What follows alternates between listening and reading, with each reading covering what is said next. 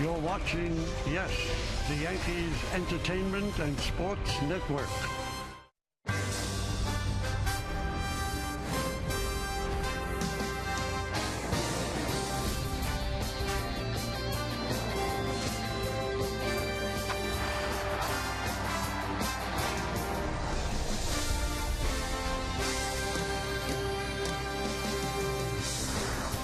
Why would you ever be on the train moving away from Yankee Stadium? If you were coming to Yankee Stadium, you never know what could happen. You could actually run into the center field of the team. Curtis Granderson glad handing people outside the Yankee Museum as they get ready for tonight's ball game. Kia Motors presents the Wednesday game of the week. Tonight, the New York Yankees against the Chicago White Sox. And the third of four from Yankee Stadium in the Bronx. Hello, everybody, and welcome to Yankees Baseball, along with Al Leiter.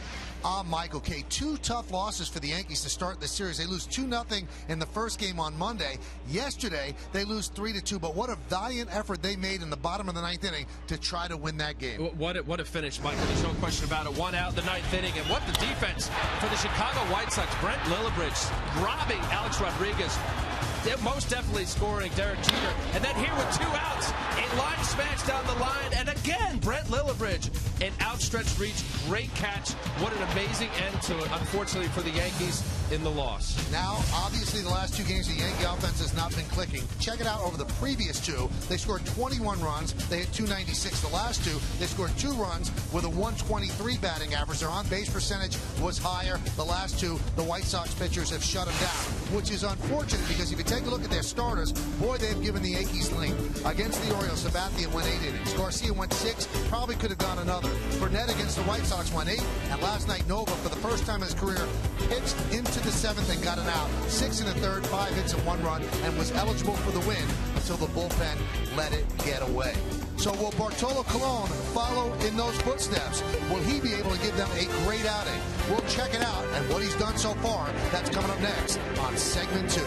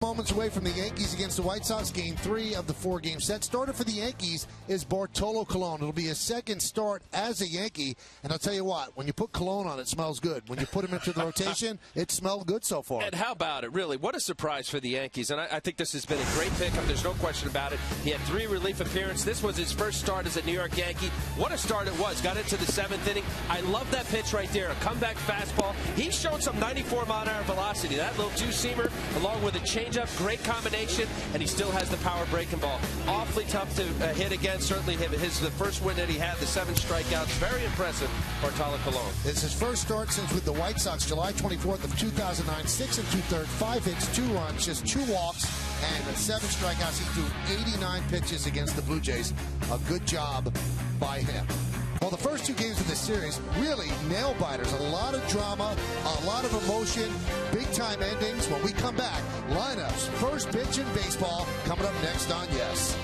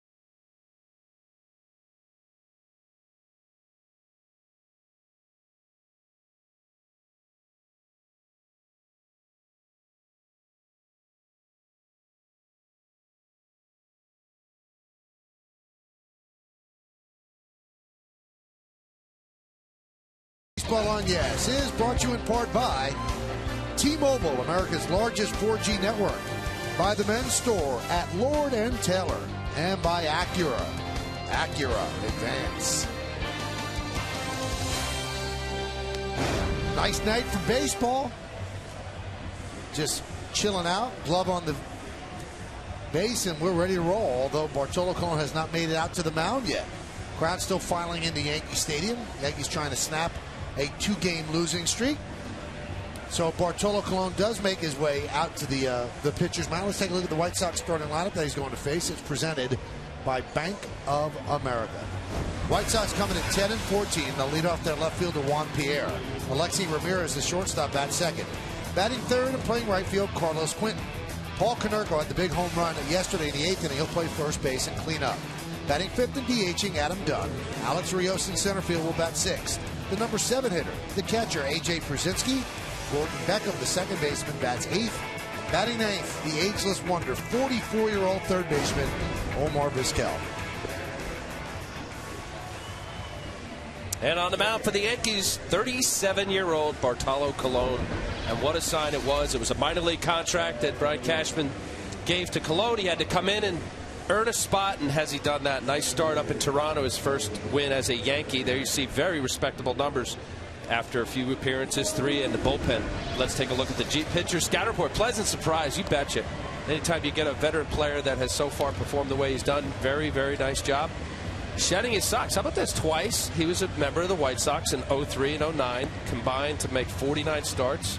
He led major leagues in 2003 while with the White Sox with complete games, 9. And Dominican Dandy, how about this? Third lifetime in wins from the Dominican Republic. Number 1, Juan Marichal. Number 2, Pedro Martinez. And that man right there, number 3. Let's take a look at the Yankee defense, brought to you by your Mercedes-Benz Tri-State dealer. These are the guys behind Bartolo Colon. Andrew Jones at left today, Curtis Granderson in center, Nick Swisher over at right. In the infield, it's the same. A-Rod, Jeter, Cano, and Teixeira. That's third to first. And Russell Martin is behind the plate. Some ominous clouds overhead. Don't see rain in the forecast, but doesn't look great right now. And let's do it here in the Bronx. The first pitch from Colon is a strike. So we're underway. Pierre, 2 hits in his last 34 at-bats. And he fouls that one back. Most of the White Sox have been slumping, and they didn't score a lot of runs in the first 2 games. They scored 2, and they scored 3, which happened to be enough to beat the Yankees on 2 days when the Yankees didn't score that much.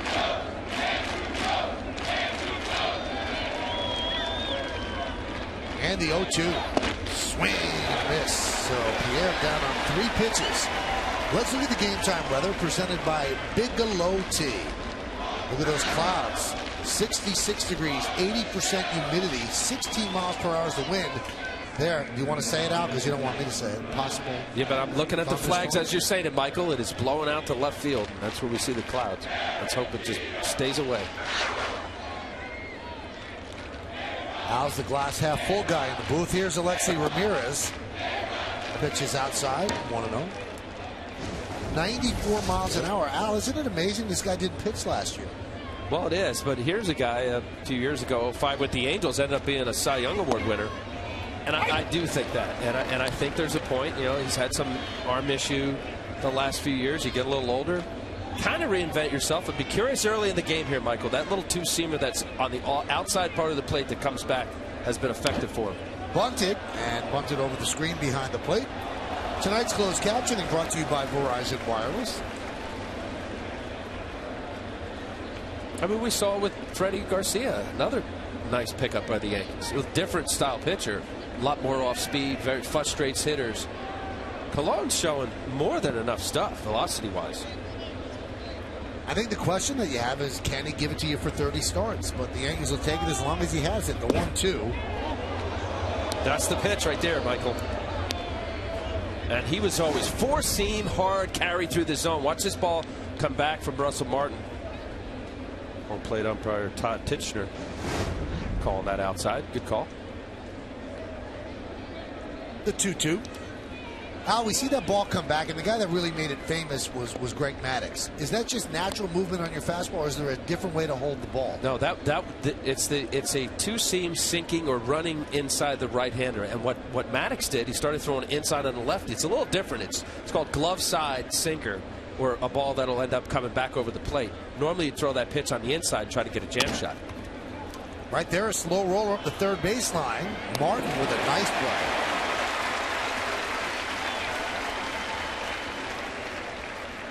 Martin's done everything you could ask of him defensively. Not an easy play. Ball kept rolling away from him, and Ramirez has good speed. Well, a little swing and bunt, and you said it. Here he's coming out bouncing. Ramirez, nice speed. Pick it up, good strong throw. Teixeira scooping it out a little bit. Had plenty of vision there. Nice little alleyway for Teixeira to see the ball coming there. Nice play.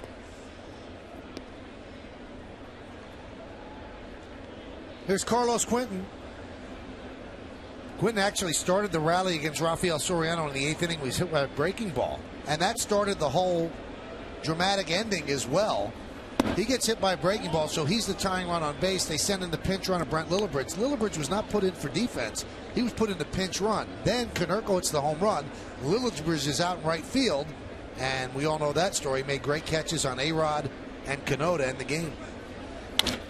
That one is lined to left field, backing up Andrew Jones, and he can't make the play. Hops up against the wall, and Carlos Quentin's in there with a double. Hot smash. Carlos Quentin, one of the few hitters on this White Sox team that has been hitting well since the beginning of the season.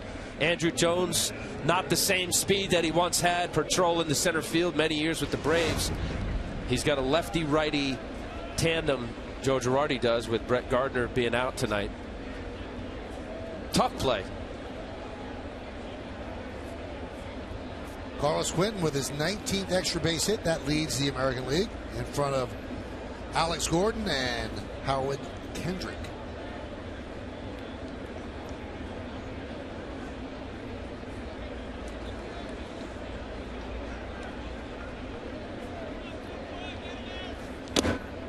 Swing and a miss.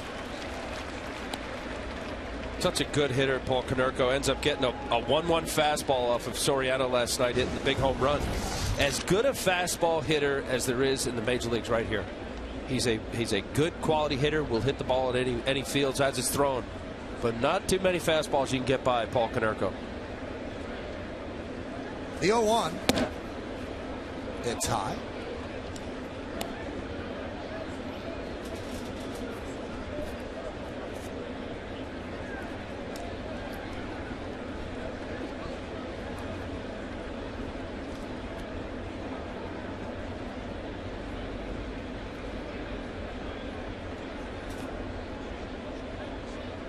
The 1-1. 1-2. Hey, let's check out the Delta League leaders, and these are the RBI leaders.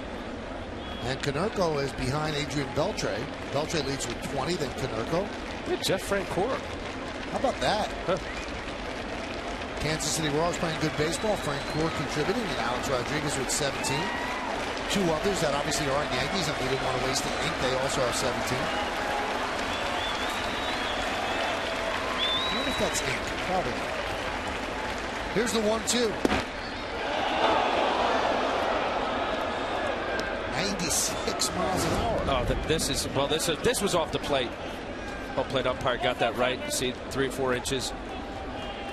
This is a pitch that he's starting to throw more, and that ball will come back a little bit. It's a lock-up pitch, exactly what he did. Hard to pull the trigger on a 96 mile an hour fastball.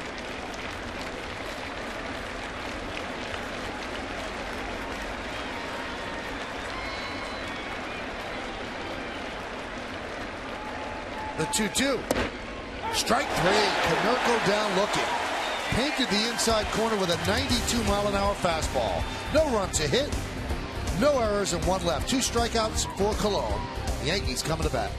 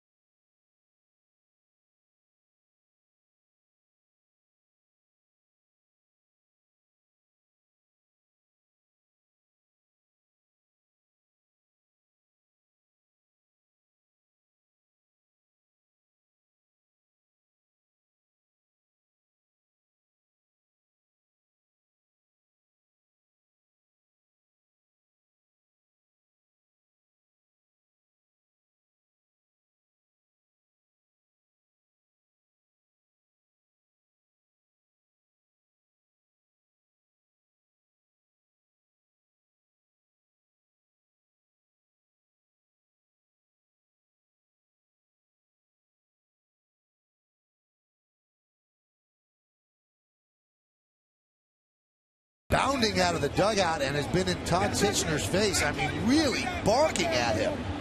And now finally Tichenor walks away. And Guillen obviously arguing that called third strike on Konerko and got tossed because he is really barking and using every word he could possibly use to the home plate umpire. So Guillen, with 2 straight wins, gets himself tossed out here in the first inning. He was hot. Let's take another look at that pitch, Al. Does he have a legitimate beef here? Well, you know, when it was away, we'll get a good shot right here. You see Russell Martin setting up inside. Could have been a little low. I think it's a good pitch. Well, this would be a good shot right here. Yeah, maybe a bit low. But borderline that you go nuts over. It wasn't like an obviously bad call. No. I think what Ozzy's most upset, you allow your coach and manager to bark a little bit. He didn't come out. We didn't know what he actually said until after the fact. We realized he got thrown out of the game. Tucked the ears in. Your guys on the bench. Here's the captain, the shortstop, Derek Jeter, leading off. Well, that is Ozzy's first ejection this year and the 26th in his career. We just gained another viewer on Yes. He's definitely colorful, like Ozzy. Ozzy, how you doing? Come on up to the booth. View's great up here. Love to have you company. I don't think he's in yet. He's still hot. Count 3-0 on Jeter from Mark Burley.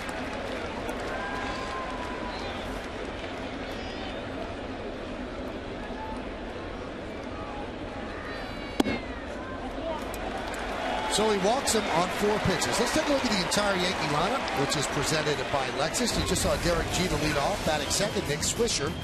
Mark Teixeira, the first baseman, will hit third. Alex Rodriguez at third base is going to clean up. The little blue dot's not following me. Robinson Cano at second base will bat fifth. There it is. Andrew Jones at left field bat sixth. I'm going to let him catch up. All right, they're up to Andrew. Andrew there. Jorge Posada, the DH. Russell Martin will catch, and Curtis Granderson in center field will bat ninth. Now here's Nick Swisher. Nick, a completely different hitter this year from the right side. 11 for 21 from the right side, and the pitch is low, 1-0. So 5 straight pitches out of the zone by Mark Burley. For a guy who throws a lot of strikes in his career. Nick 0 for his last 15 overall. Yesterday he looked lost batting left-handed. He was late on the fastball and he was well ahead on the breaking stuff. There's the difference between left-handed and right-handed.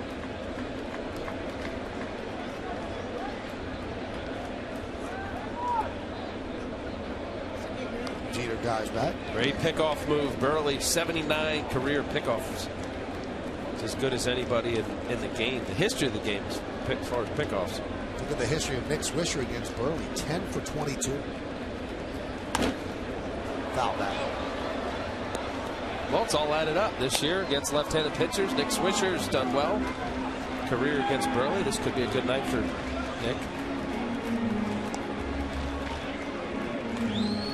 And it's got to play on his mind. I'm listening to what he's saying about can't worry about the home runs. It's early in the year. If it was July, nobody really say anything. The fact that you have to answer to it, it ends up being an issue.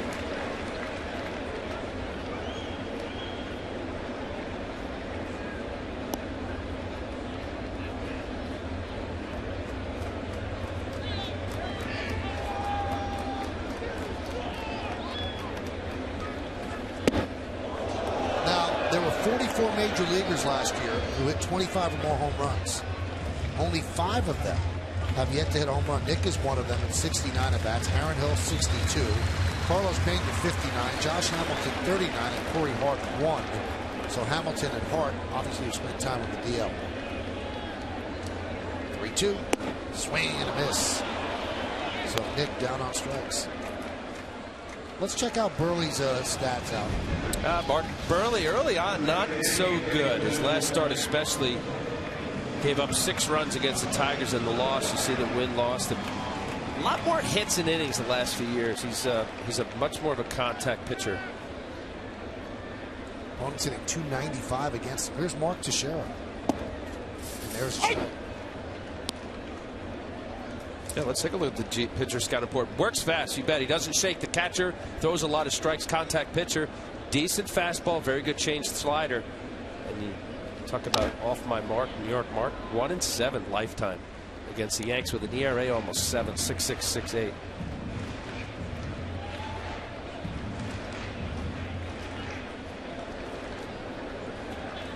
No DL stints in his career, and he's been sitting on 149 wins. Strike 3. Teixeira down looking. Let's take a look at the White Sox defense, brought to you by your Mercedes-Benz Tri-State dealer. In the outfield, it's Pierre Rios and Quinton from left to right. In the infield, Vizquel, Ramirez, Beckham, and Konerko third to first. The veteran Krasinski behind the plate. The veteran Burley is on the mound. Here's A-Rod. His bid to end the game yesterday, foiled by a great play, Brent Lillibridge. And Ozzie Guillen, the White Sox manager, joked, now I have my closer. I found my closer. Lillibridge certainly closed the game. I think he's got Santos looking pretty good.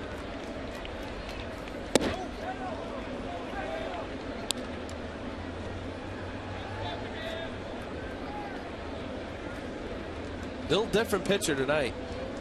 First 2 nights. Umber, no hitter in the 7th. Gavin Floyd looked as good as I've seen him pitch. Fisted out toward right field. Going to be a tough play, and it's going to dunk in for a base hit. Jeter moves to third. Alex Rodriguez picks up a single. So I hit a bullet last night. It's run down, and that one right in on the thumbs, and he picks it up.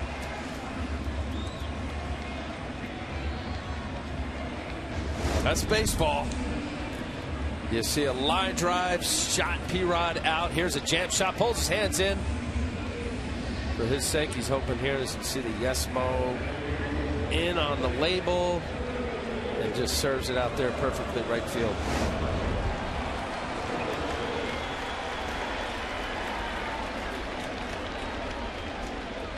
Well, when runners are in scoring position, teams hitting .444 against Burley. And with runners on base, not even in scoring position, teams hitting .327. Burley has certainly not hit his stride. Here's Cano, his bid to end the game yesterday, also foiled by Lillibridge. Down 1-0.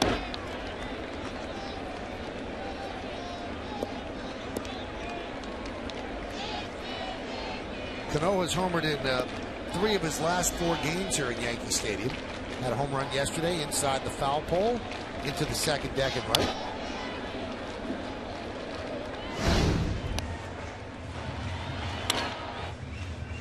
Look at this play by Lillibridge off the bat of A-Rod.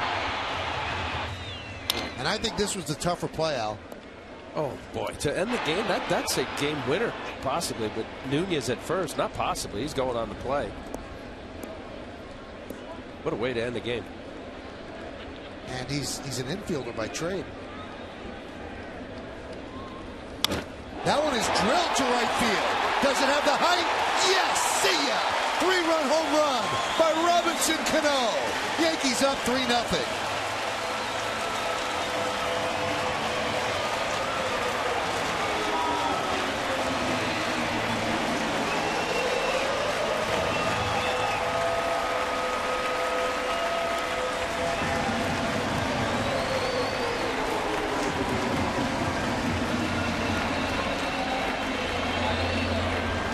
What a beautiful swing last night. He had a cutter hit on the hands, hits a home run.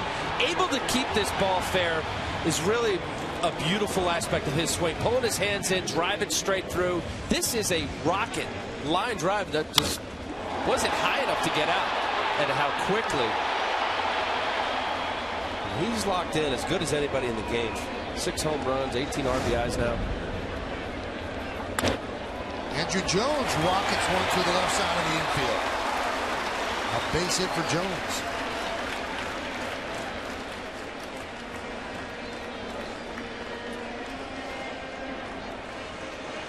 So Cano picking up where he left off last year, MVP candidate. It's amazing when other players talk about how perfect Cano's swing is. Forget about the general public, but guys that are in the game admire Cano's swing. Here's Posada, really struggling. 3 hits in his last 29 at-bats.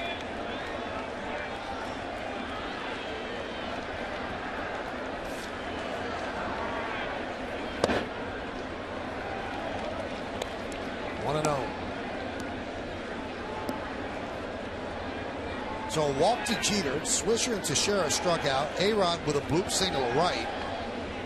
And then Cano with a blistering line drive into the lower deck and right. 3-run home run. Posada with a ground ball to third. Vizquel across the diamond. And that will do it. But the Yankees get 3 runs on 3 hits. But the big blow, that one off the bat of Cano. His 6th home run of the year. And a 3-0 Yankee lead.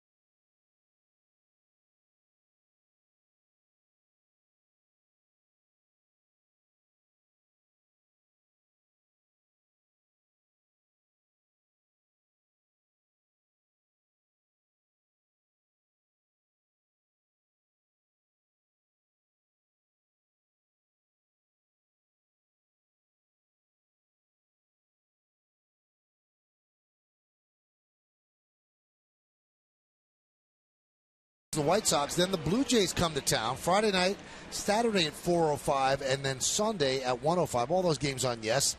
Then the Yankees hit the road. 4 games in Detroit, 3 night games, and then 1:05 start on Thursday, and then 3 games in Texas. So a 7-game road trip for the Yankees.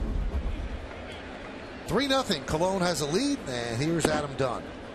There's a strike.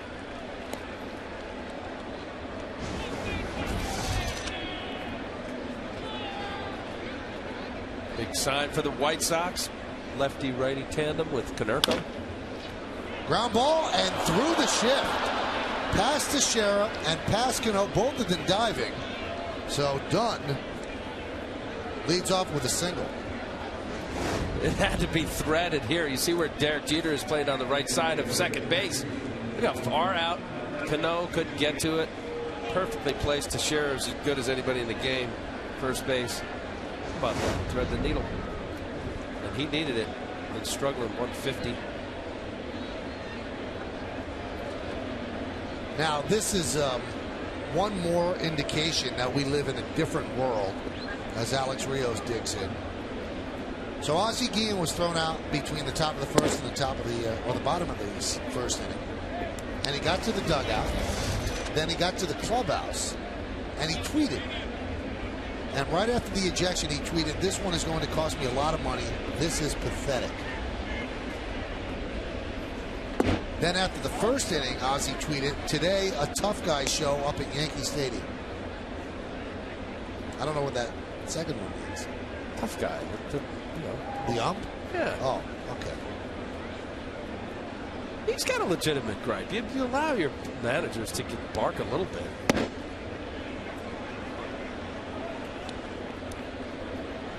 I would like Ozzie to tweet right now, "I'm listening to Michael and Al," so I know that he's listening to this. Of course he is. Well, Ozzie, tweet that.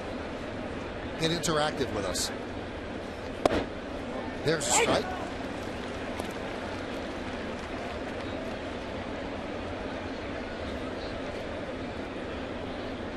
Rios 2 hits in his last 28 at bats. Foul back. The count 3-2. Yeah, look at this White Sox team, and I know they were struggling coming in. They got the 2 wins so far during the series. I think similar to what went on with the Red Sox early in the year, them losing all the games and then coming back. This is a good ball club. A good starting rotation. They'll figure out the bullpen. You have some veteran hitters in this lineup you can hit. Just missed outside. So a single by Dunn and a walk to Rios. And the White Sox have runners on first and second and nobody out. IOTV offers incredible HD picture and sound. Get the best in HD free. IOTV is the official HD service provider of Yankees baseball on Yes.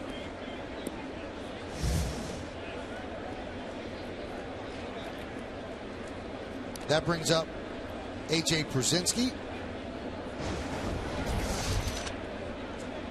Przinsky, little history here, more than a little. 6 for 33, 182 batting average.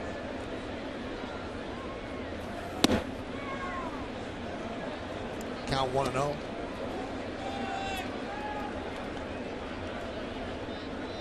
Ground ball pitch, sinker down. As a right-handed pitcher to a left-handed batter, down and away. Usually a pitcher, see a lefty roll over.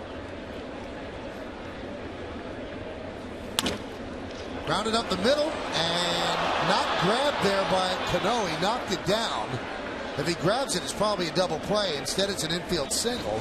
And the White Sox have the bases loaded. Well, I think it was hit a little bit harder than it sounded. Sounded like Przinsky may have even broken the bat. On the Yesmo, you see just Robinson Cano getting the tip of the glove on it. Keeping the ball in the infield. Saving a run there, even with the slow speed of Dunn. He got the ground ball. That's what you're trying to do as a pitcher. Just a little too far to Robinson's right. Here's Gordon Beckham. Beckham 3 hits in his last 36 at bats. Dunn's at third. Rios at second and Przinsky at first. Yankees have a 3-0 lead on Cano's 3-run home run. But Colon in a bases loaded, nobody out jam.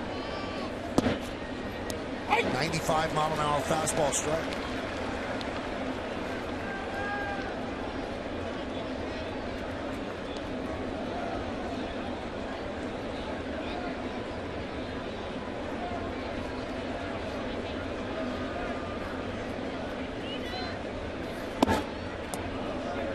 Another 95, but just off the plate. The count 1-1. Well, early on, Colon has shown that he could dial up the velocity. We've seen a 96. He's turning his 2-seam over, trying to sink it. Lower 90s, 92, 93. Is it an infield pop-up or ground ball you want? The 1-1. There's a strike. The count 1-2. Tough pitch. It's a give-up pitch. What's so effective about it, a running away, sinking fastball away from the right-hander. Watch, it looks like it's about a foot outside. That ball runs back.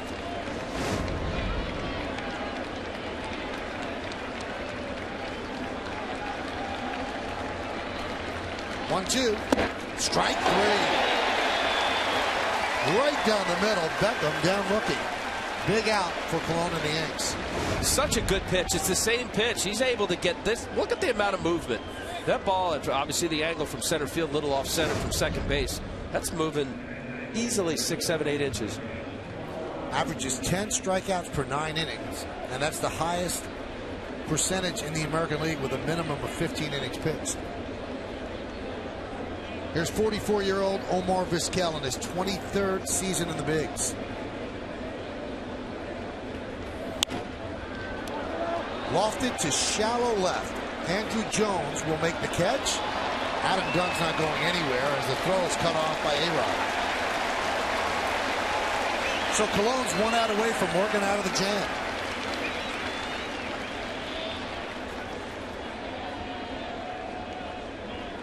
Vizquel, career-wise, 471 against Colon. Gets a first pitch high fastball. Was the wrong runner at third base and not far enough for the third base coach Jeff Cox to have Adam Dunn go. Good move. Here's Juan Pierre. He struck out in the first inning on 3 pitches. Bases remain loaded now with 2 outs. Yankees are in at the corners. Here always a threat to bunt. And there's a strike.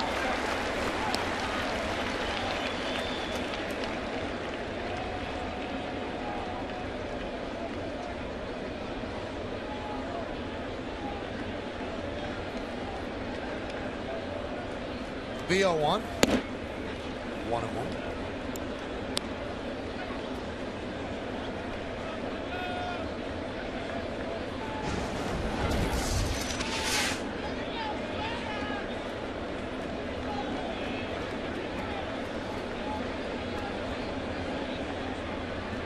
And the pitch. High fly ball, center field. Granderson is right there. Great job by Colon. Bases loaded, nobody out, and he does not allow a run to score, and the White Sox leave 3. They're down by 3.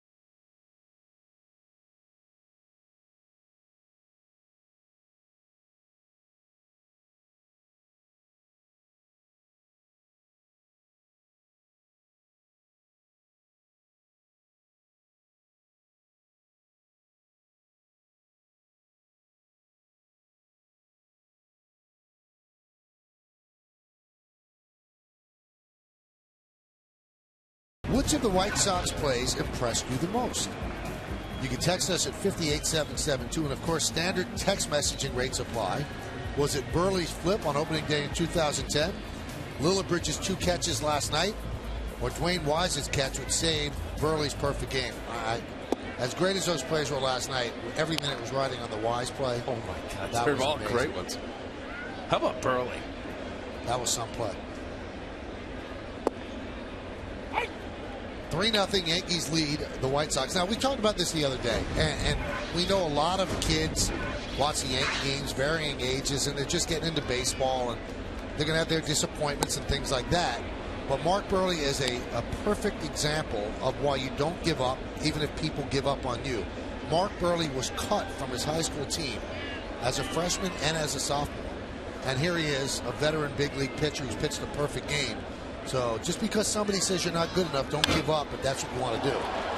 High drive, right field and deep. Quinton back on the track. He'll make the play for the first out. Now, of those voted plays, or the plays that you could vote on, here's Burley's flip play. Watch Konerko, too. Oh, man. Barehanded through the legs. That was opening day, too, wasn't it? Yep. That was some play. Oh. Here's Granderson. And a strike.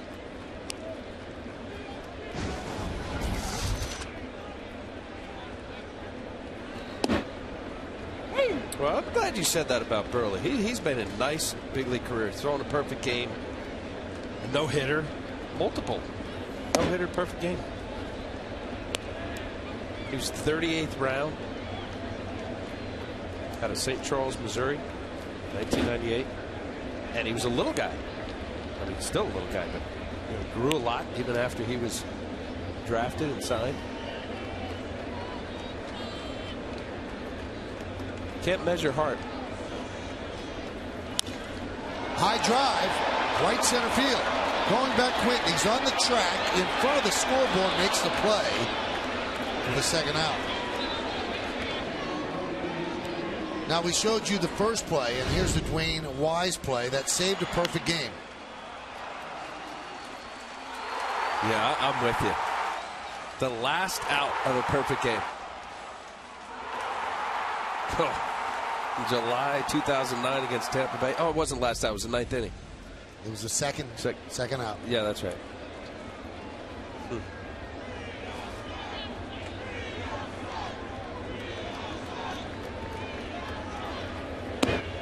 Pitch to Jeter inside.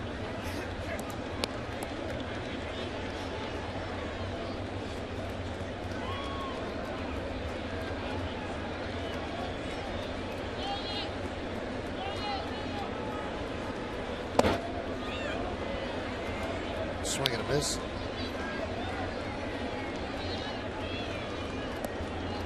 Jeter patient, got 4 pitches, walked to lead off the game. Scored the first run on the 3-run homer for Cano. 371 lifetime against Burley.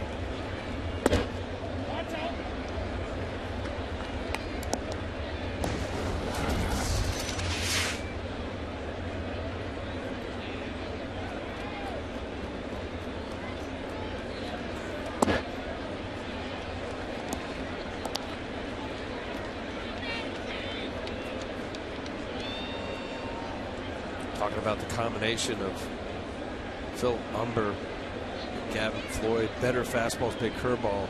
Burley's more of a sinker changeup. That's his best combination with a slider. Ground ball, a base hit for Derek Jeter. Hit number 2,948 for Jeter. 52 to go to 3,000. He's staying on that ball, pitch away, 3-1 fastball. Done it so often in his career. Staying on this pitch. This is a running fastball, 2-seamer, sinker, just stays with it. Instead of pulling off it, fired it in that 3-4 hole between the second baseman, first baseman.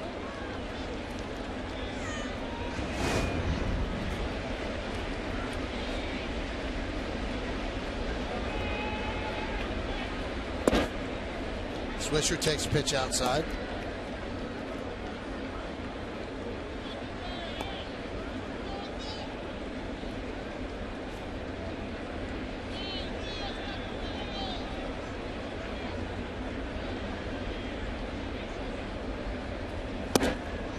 Off speed, and the count 1-1. They have really kept Nick off balance because he's so anxious right now. So when you're changing speeds, that fouls him up, and then if you have a fastball with a little hair on it, he's too late on it. He's had success against Burley, 10 for 22, but he struck out in the first inning. There's a good pitch on the inside corner, and the count now 1-2. Nick doesn't like that call. Well, especially after 2 changeups away, Michael, and you're describing it nicely. You know, you get a guy that's struggling. As a pitcher, you feed off of that aggressiveness. Early in the count, he sees a couple changeups. Now it's a perfectly painted fastball on the inside corner. He can go either way. Back with that little changeup, stand him up inside. Looks like he's going away. Pick off. What would you go with here? I'd feed off of his aggressiveness. I'd throw that little changeup. There's a reason why he started him off speed. He is definitely behind in the sense of in between the velocity of a fastball and staying back on the breaking ball. What happens is a hitter will be conscious of stay back, and then they get beat on 87 mile an hour fastball. Do an off-speed pitch. And there's no doubt about it. You go into the game, I know I did it, and certainly any big league pitcher will look at who's hot, who's not, who are your aggressive hitters, who are guys that are going to wait you out, who are good 2-strike hitters. I mean, that's part of it. And you catch teams, you know, if you have 2 or 3 guys in the lineup that are struggling, you go after it. And more times than not, it's not by accident. It's not a coincidence. The guys that are struggling, they look up, it's an 0-2-1-2 count. Good pitchers, Burley's certainly one of them. You attack the zone on the guys that haven't been hitting.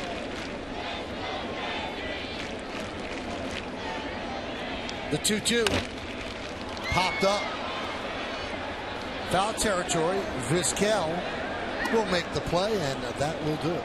No runs a hit, no errors, and 1 man left on base. We played 2 here at the stadium. It's 3-0 Yanks.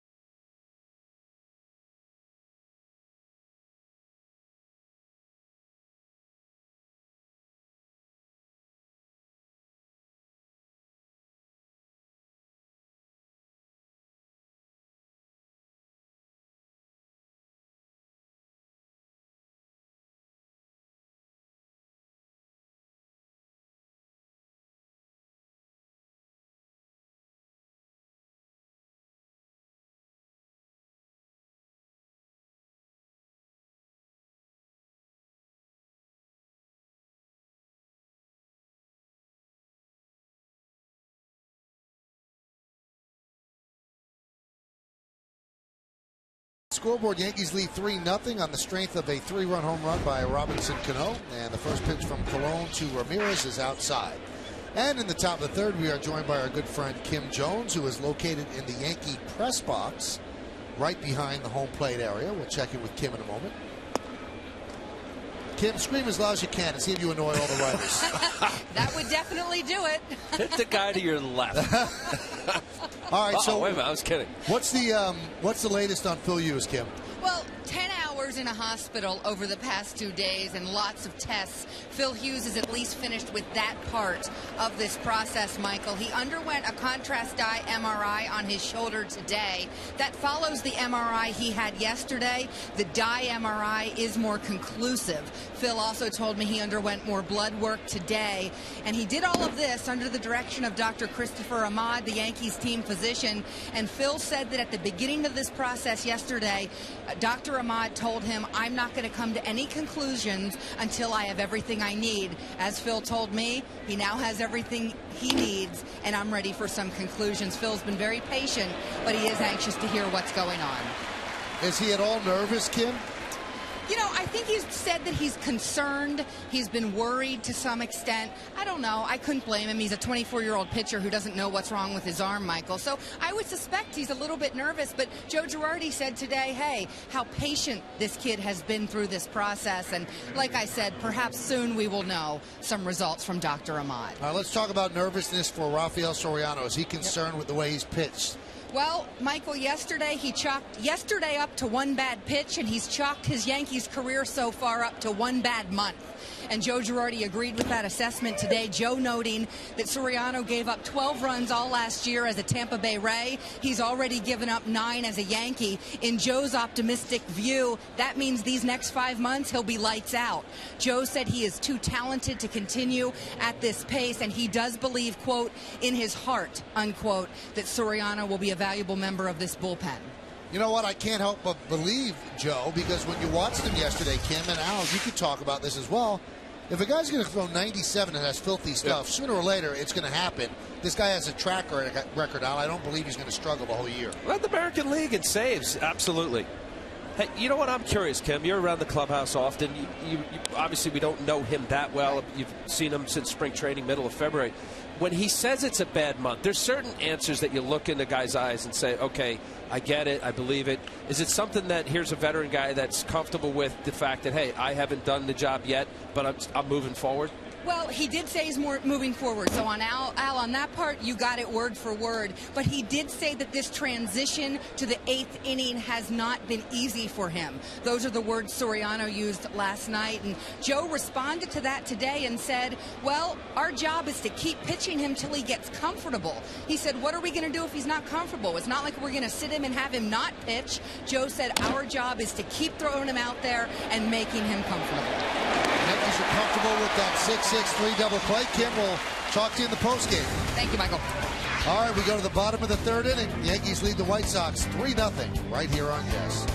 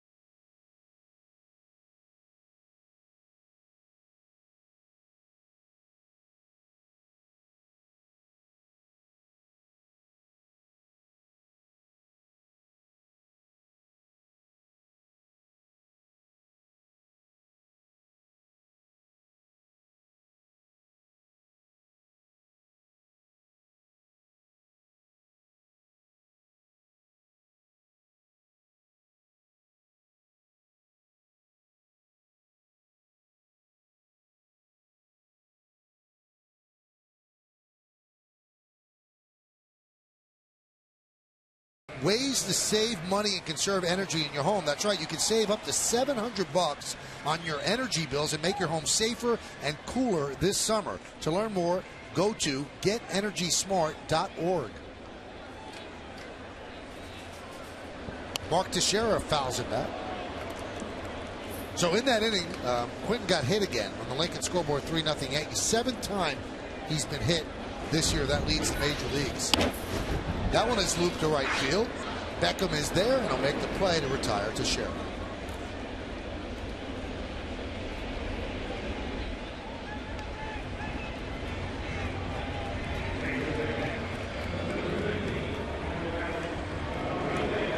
Here's Alex Rodriguez.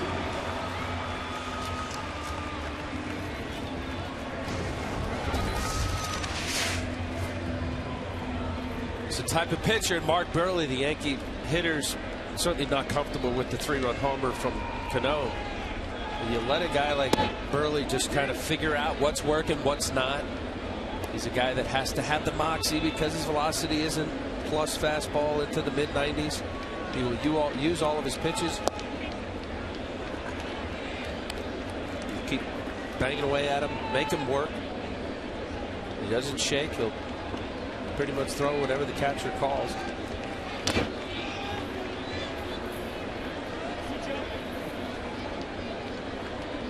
Pretty high ERA against the Yankees. Only Derek Lowe has a higher one. Bartolo Colon's not getting any higher. He'll stay there at 6.12.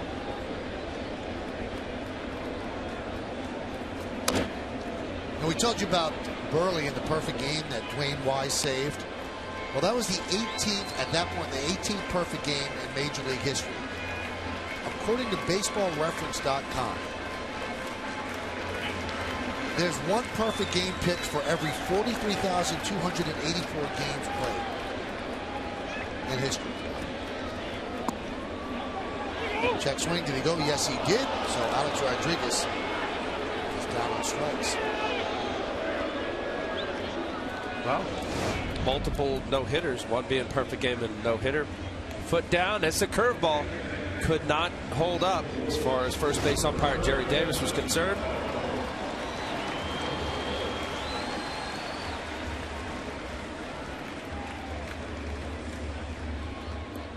Well, other than Nolan Ryan with his 7 multiple no-hitters, Sandy Koufax 4. You know, you think of guys like Nolan, Sandy, plus great stuff. Cy Young's in there with 3. Bob Feller, 3. Mark Burley. There was a strike to Cano. Cano with a 3-run home run in the first inning. A bullet into the seats in right.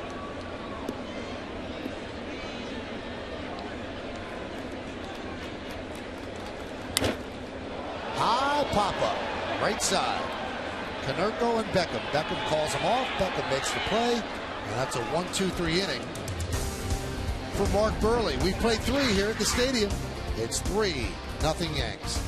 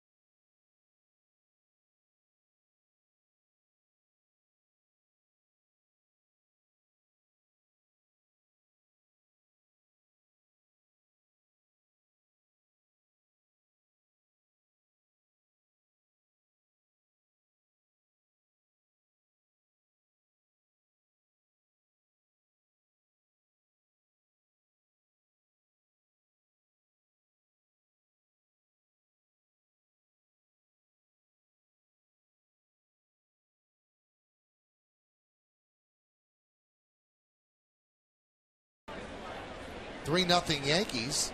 We'll find out the question. Right now, at age 44, Omar Vizquel became the 4th oldest non-pitcher in the last 75 years to play against the Yankees. Who are the 3 oldest? There's a strike to Adam Dunn.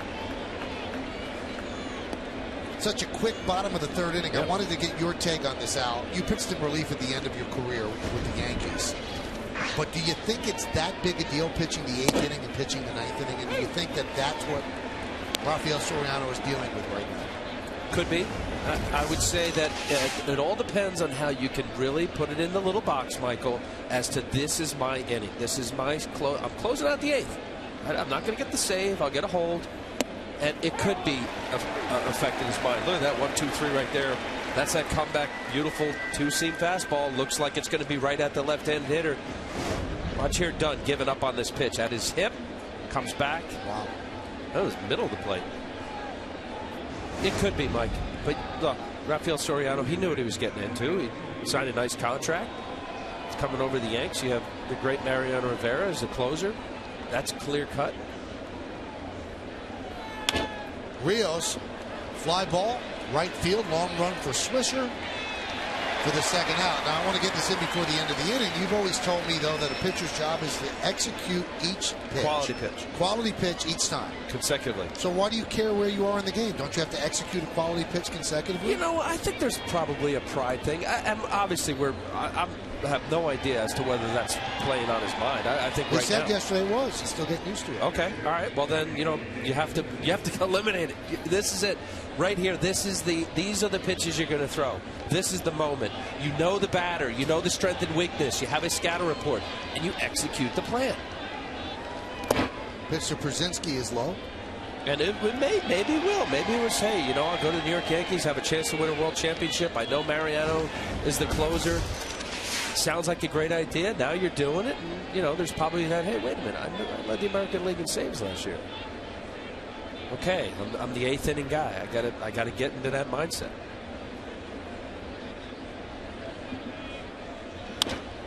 Ground ball to first. Teixeira is there, and both pitchers start to mow him down. A 1-2-3 inning by Bartolo Colon against the White Sox. We go to the bottom of the 4th. He did it in 6 pitches.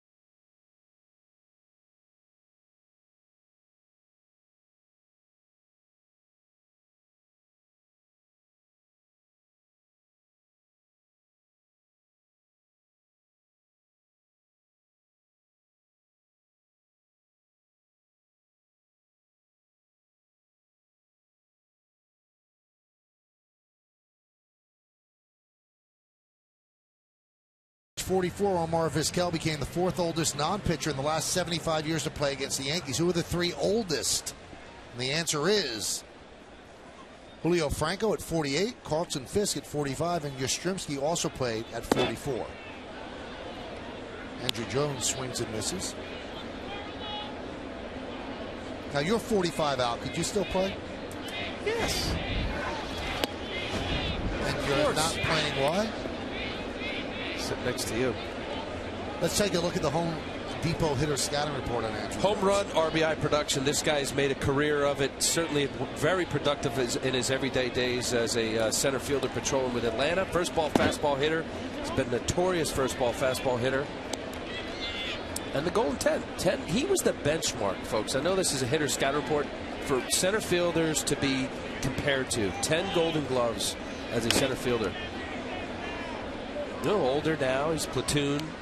Last few years, he had some knee trouble issue. He left the Atlanta Braves, went to the Dodgers, spent some time with this Chicago White Sox team.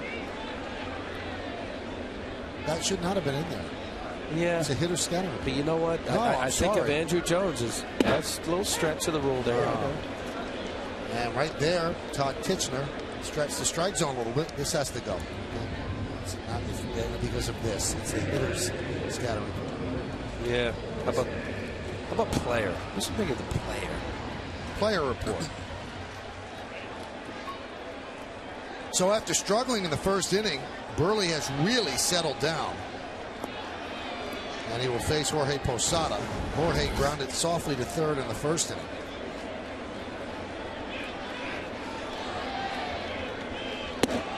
Pitch is high.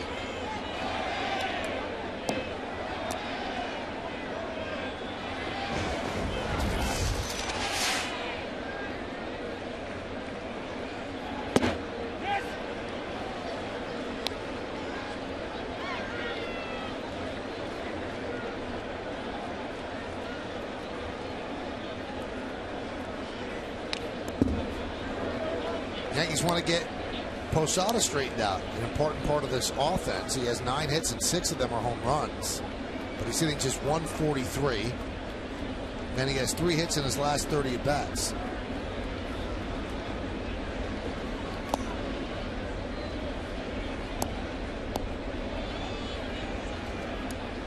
Well, like many of the hitters on both sides here, those who have struggled, they get out of their swing, get out of their zone. Not a comfortable rhythmic approach. And the whole idea of a pitcher is to offset the balance of a hitter. You know, we talk about mental adjustments. We talked about Soriano adjusting to the 8th inning. Posada still adjusting to being a DH. So intimately involved in every pitch of the game as a catcher. Now he hits and then he sits down. And now he's going to sit down carrying a strikeout. Second strikeout of the inning for Burley, and Jorge did not like that call. A hanging, floating changeup. Todd Tichenor. From that point, well, you got Brzezinski pulling in a little bit on the corner, very close. Looked like it was off the plate by an inch. Brzezinski pulling the glove back on the corner. Here's Russell Martin. All the hitters cutting and slashing up there. They know that both pitchers are around the strike zone, so they're not taking too many pitches. And because of that, you have an unpredictable pitcher out here. First pitch changeup. Yes, he works fast. He throws strikes. He's been showing that. As well as Cologne.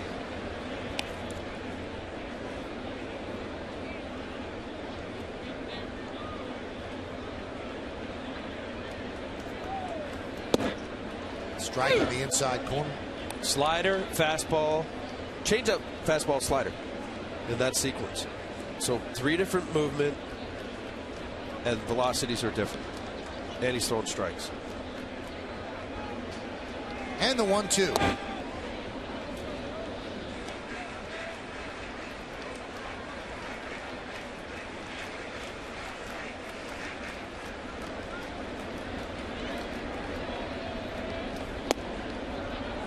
Now the count is full. See how much movement on that pitch there. That was a fastball. It looked like more of a cut fastball that Burley's throwing. High fly ball, right center. And the catch is made by the right fielder Quinton as Rios kind of avoided any kind of collision. He got out of there in a hurry. Yankees go down in a hurry, 1-2-3.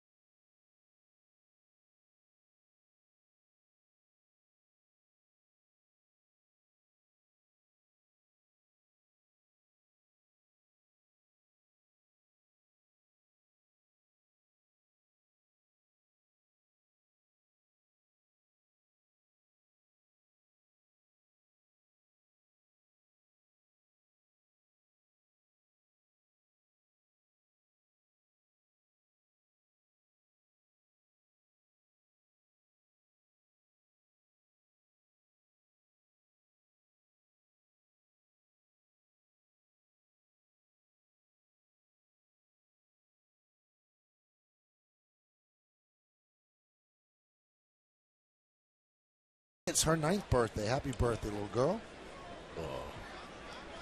The Kia scoreboard shows that she has something to smile about. She's a Yankee fan. The Yankees are leading 3-0 in the top of the 5th.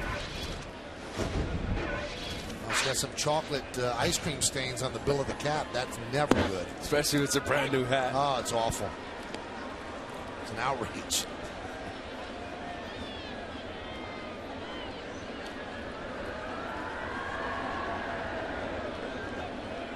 The 0-1. This is how the accident happened. Oh, right into the ice cream. It's unfortunate. Ground ball is short. Jeter gets a nice hop. One away.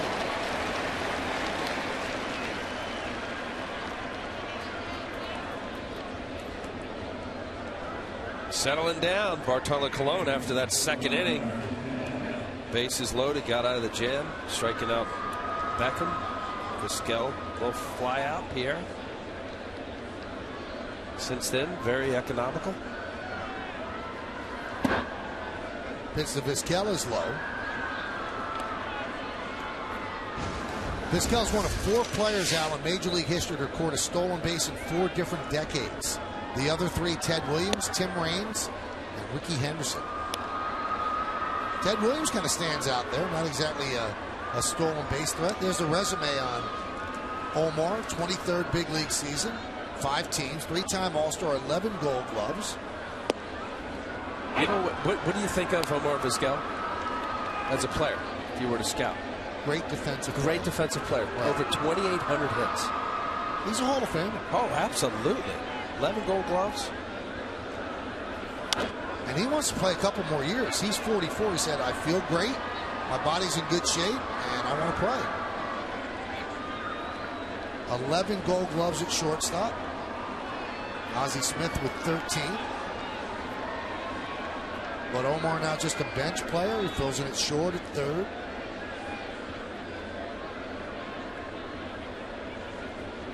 Two. Grounded to short.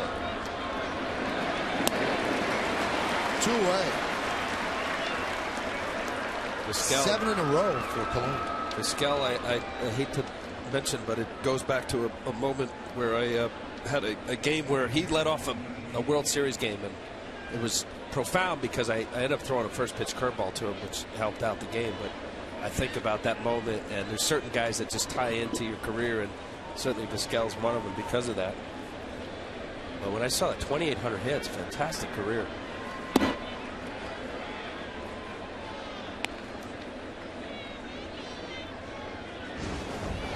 He's kind of cool too. He's wearing Luis Aparicio's number that was retired. Got permission from Aparicio to do it. Strike.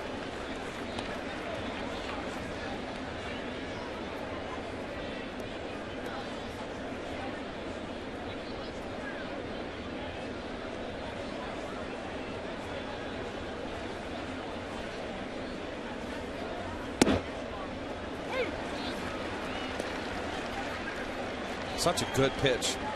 Colon is throwing more and more of that pitch coming back. 2-seam, running fastball. Excellent ratio, 38 strikes, 22 balls.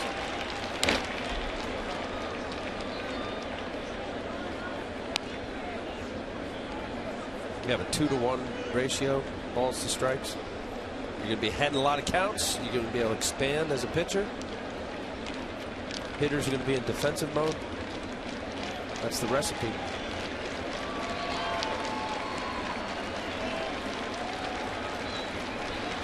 The 1-2. Grounded to second. Cano. And another 1-2-3 inning for Bartolo Colon as he retires. The White Sox in order. We're halfway through at the stadium. 3-0 Bombers.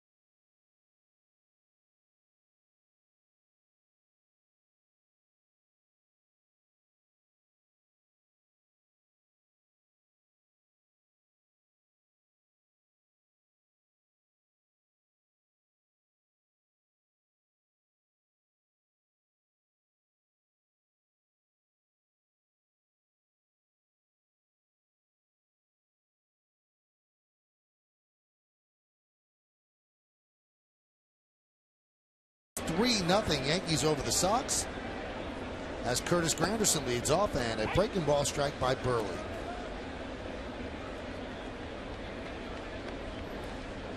It's all about fathers and sons at the game, for fathers and daughters. And hats. It's about hats? I didn't realize that. Well, the pink one fell in the ice cream.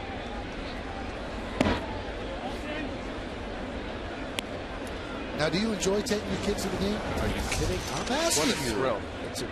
It's so much fun. Ground ball softly to second. One away.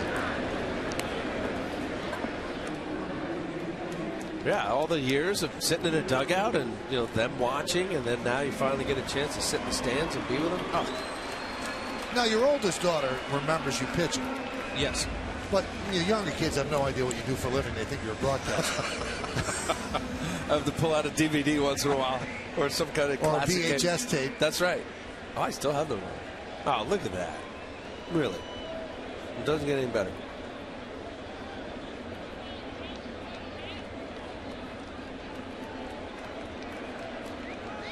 Here's Derek Jeter.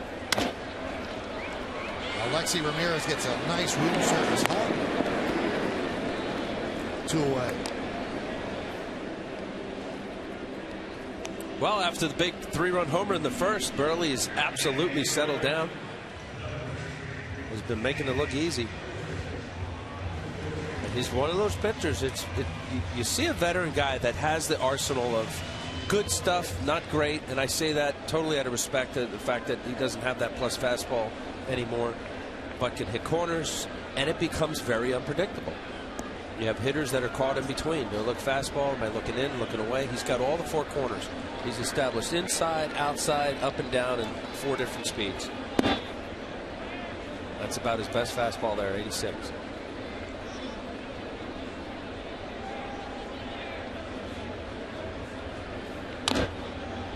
Count 1-1. Now here's a guy who really needs a hit just to free his mind up. Today he kind of shaved his head into a full mohawk,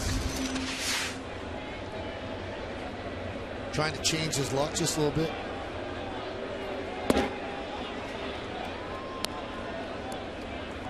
Mohawk will do it. Watch this. Really? Yeah. That's usually the recipe.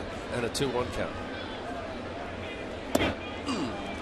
If he hits a home run here, would you get your hair in a mohawk for tomorrow's broadcast? No. I'll tell you what, I would if you would. No, my head is ugly enough with hair on it. It's halfway there. Pitch outside. But there, right there, 2-1 count. He's sitting fastball. Nice changeup. This is good pitching here. Donnie Cooper, the pitching coach with the White Sox, as good as anybody in the big leagues as far as pitching coaching, exploiting weaknesses, going over scout reports. And I think what Donnie Cooper does also well is he knows each of his pitchers, and unique to their delivery, their mindset. He's been there a long time. Does a real nice job. This isn't by coincidence. Phil Umber pitched a game of his life, first game in. Gavin Floyd, very good. Now here today, other than the 3-run homer, Mark Burley, a quality big league pitcher that has an absolute idea what he's doing.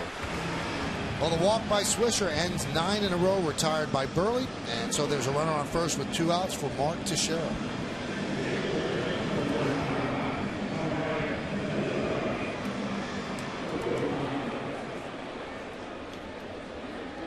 Teixeira struck out looking and popped to second.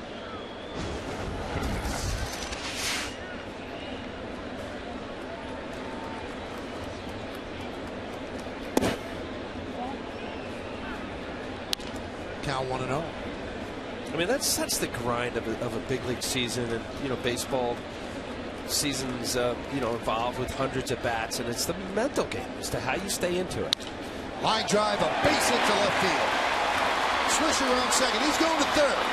Pierre will flip the ball into second. The Yankees are set up first and third for Alex Rodriguez.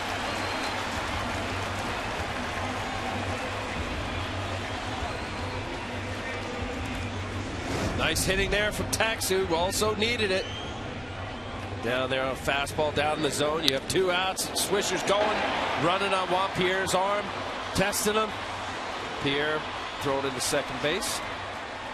Keep it to Share at first.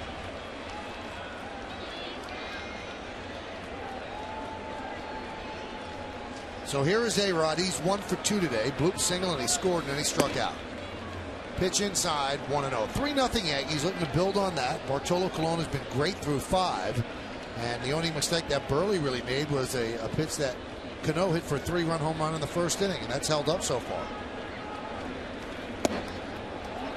Trying to stay inside on A-Rod and the count 2-0. Now, what Burley has done so far to these Yankee hitters is now shown in fastball count. A couple little fastball cutters inside. He's shown that he's not afraid to throw something off speed. High fly ball, left field. Juan Pierre is there, and he'll put it away for the final out of the inning. No runs ahead, no errors, and 2 men left. Burley works out of trouble. It's time for Colon to retake the mound.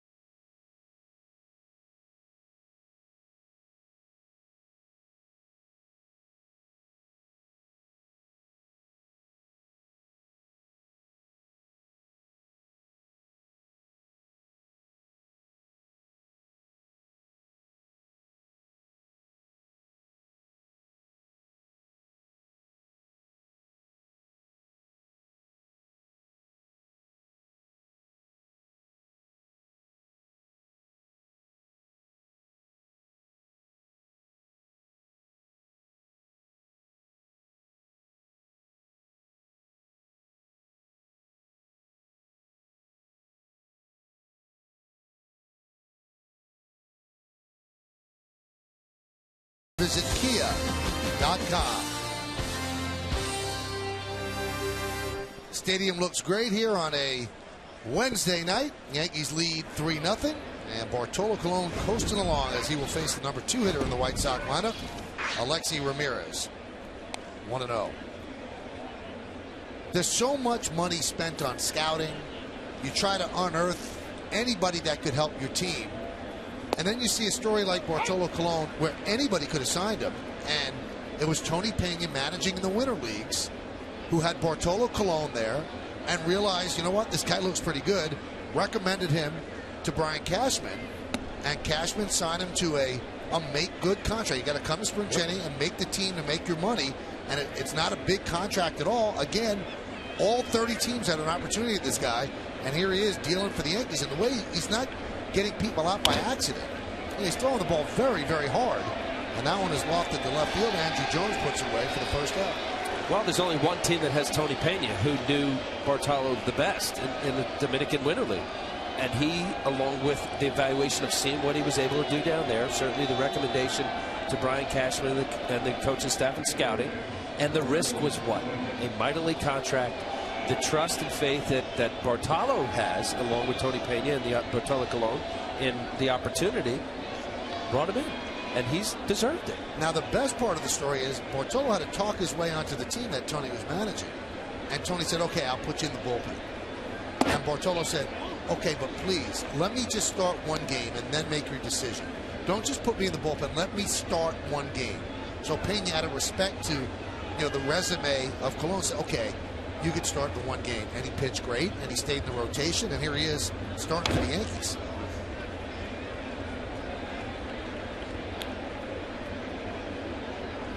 Count 1-1 on Quinton.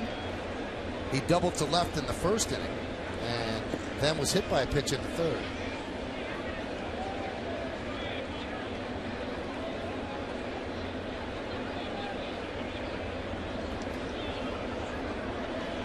The 1-1. 1-2. And I think the point, you know, you making, and that's a great story. Tony Pena and the opportunity that he gave Bartolo Colon. But this is not a guy that's just tricking, you know, just getting by with smoke and mirrors. He legitimately has good stuff. You know, the smoke and mirrors thing, and sometimes you can have a great year on smoke and mirrors. You look at Freddie Garcia, and you're watching him throw zeros on the board, and you go, how's he doing this? I mean, he's throwing 84, 85 mile an hour fastball. There's no secret here. Colon, he's throwing 94, 95, and no one thought he could. He didn't pitch last year in the big leagues. He's had shoulder problems. That one is chopped up the middle and through for a base hit. Second hit for Quinton. And he had 8 straight. Retired 11 of 12. The only one was the Quinton hit by pitch. This copyrighted telecast is presented by authority of the New York Yankees and may not be reproduced or retransmitted in any form. And the accounts and descriptions of this game may not be disseminated without the express written consent of the New York Yankees.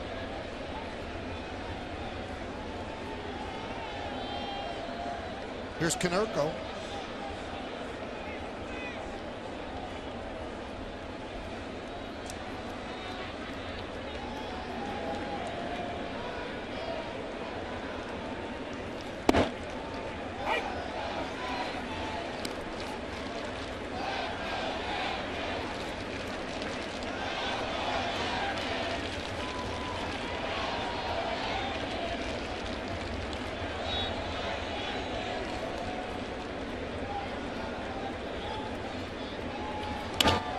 That one is looped into right field. Coming on, Swisher will have the plate on a hop. I think that ball might have hit Quinton. It got past Jeter, but backing up was Colon.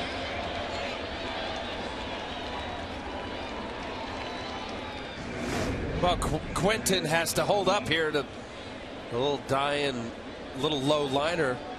And then Swisher thought he had his shot there, which he did not. Pulling the ball a little bit right side of where Derek Jeter was standing.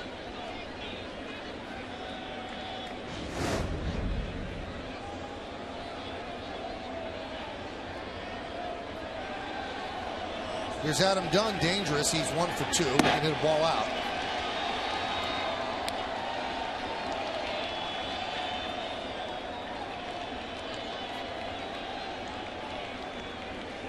Well, he struck him out in the previous at bat by coming inside. A little different here through a ball game. You mentioned, Michael, this guy can hit out of any park.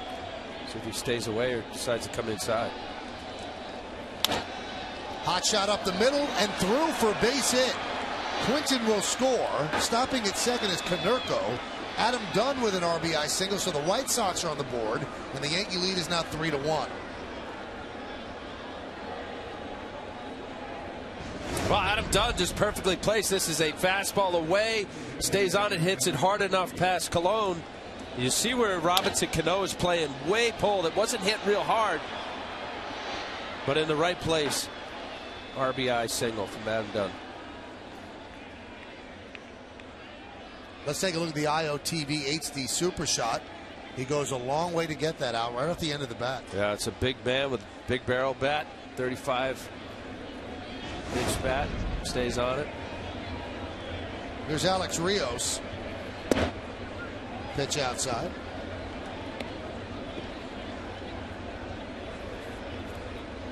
You can see that Joe Girardi has already gained a great deal of faith in Colon. There's nobody up in the Yankee bullpen. He's only at 76 pitches, and he trusts that he will get out of this. Foul strike.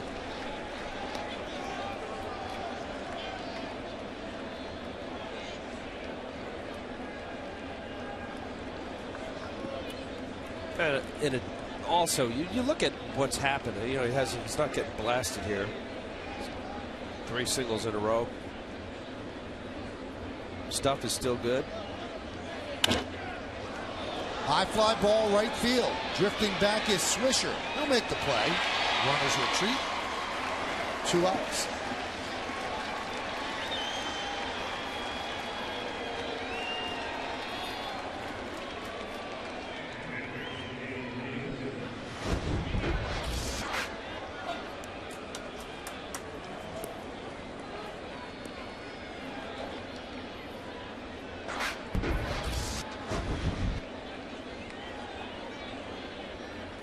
Here's A.J. Przinsky.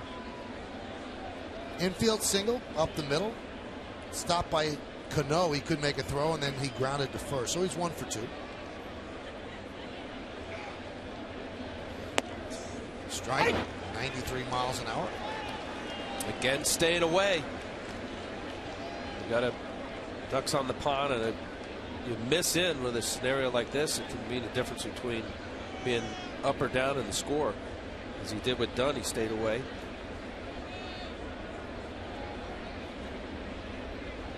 The 0-1. Dials it up to 95 in the count 1-1.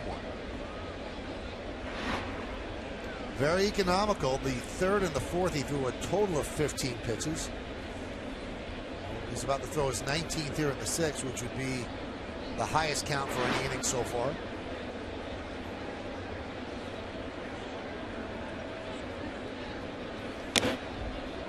Fouled it back in the count 1-2. Since the second inning, Bartolo has not had a 3-ball count. Efficiently, economically, that's how he's dealing right now. Crowd here at the stadium looking for a strikeout. The old Ron Guidry rhythmic clapping started across the street, and a game that the Yankees were playing the then California Angels, and Guidry was on the mound. Struck out 18 Angels that day.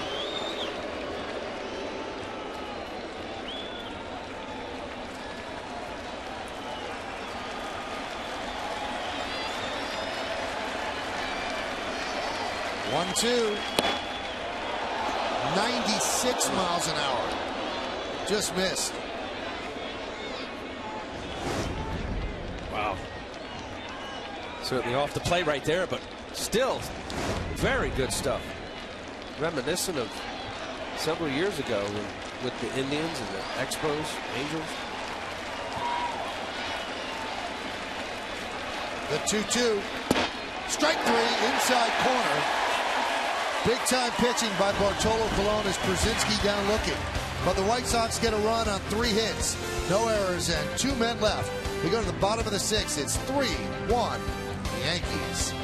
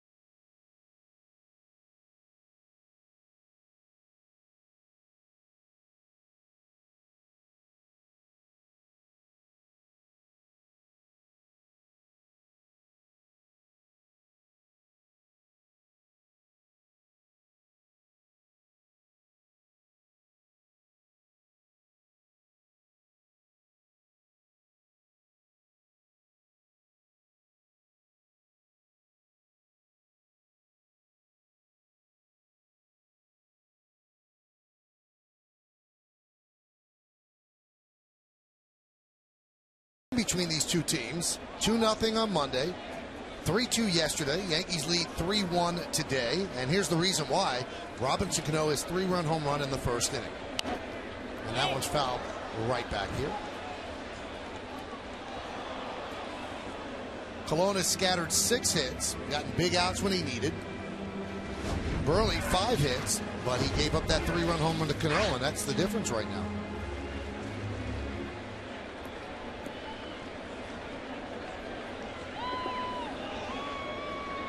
All 3 of these games, just a pitcher's duel. Both pitchers on each respective teams have done a nice job.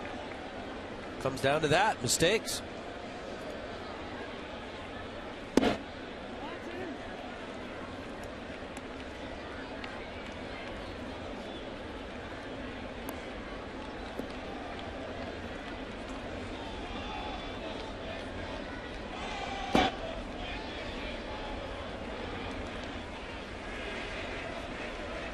Count 2-1.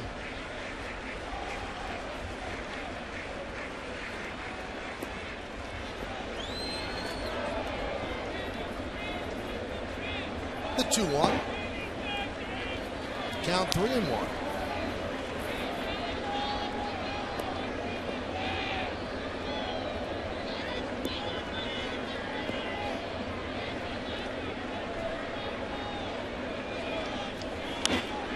Popped up.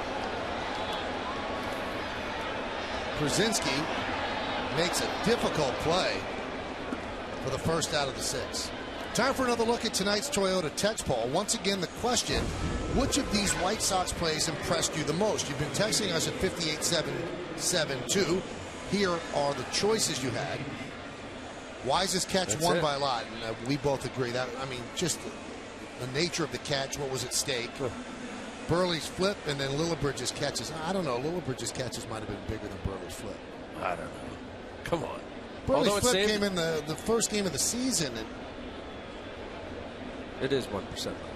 You know what? There have been elections that have been won on 1%. Ground ball up the middle? Or not. Jones picks up a single. Well, both those catches from Lillibridge saved the game. Certainly Cano's, that's a double rattling in the right field corner.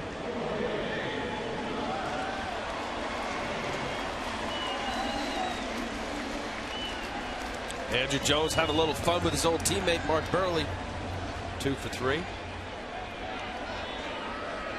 Did you not like pitching to former teammates? I didn't. Because they knew you better? They have an advantage. They have no idea if you were a guy that came in often as to whether you were doing it on purpose or not. Especially catchers. Todd Pratt used to wear me out.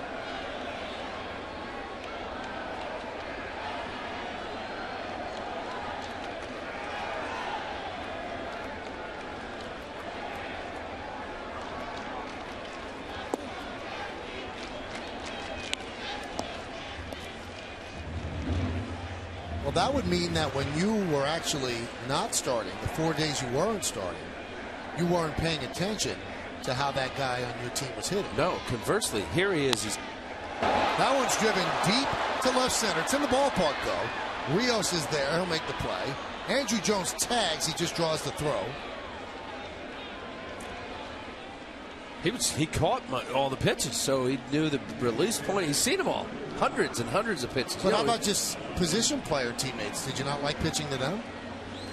I remember facing, for some reason, Jay Buhner, because I came up through the Yankee minor leagues with Jay, and I remember every time I faced him, eventually I was with Toronto, and he'd be in Seattle, and I felt like he was too comfortable, and I liked him too much to knock him back off the plate.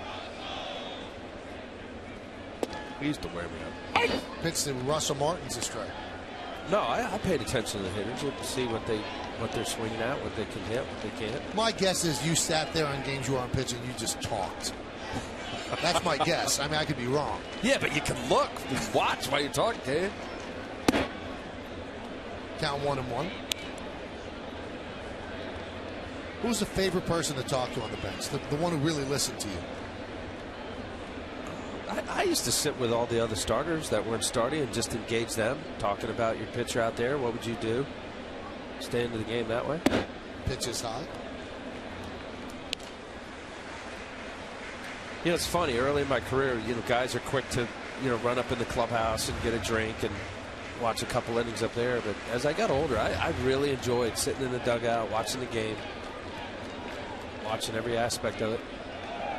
I've heard from players that when they see a guy who starts, and when it's not his day to pitch, and he's not on the bench, that tells them something about him. A starting pitcher or a starter? A starting pitcher. They don't like it. They like that CC is sitting there watching the game because it shows that he's part of the team. They like Freddie Garcia there.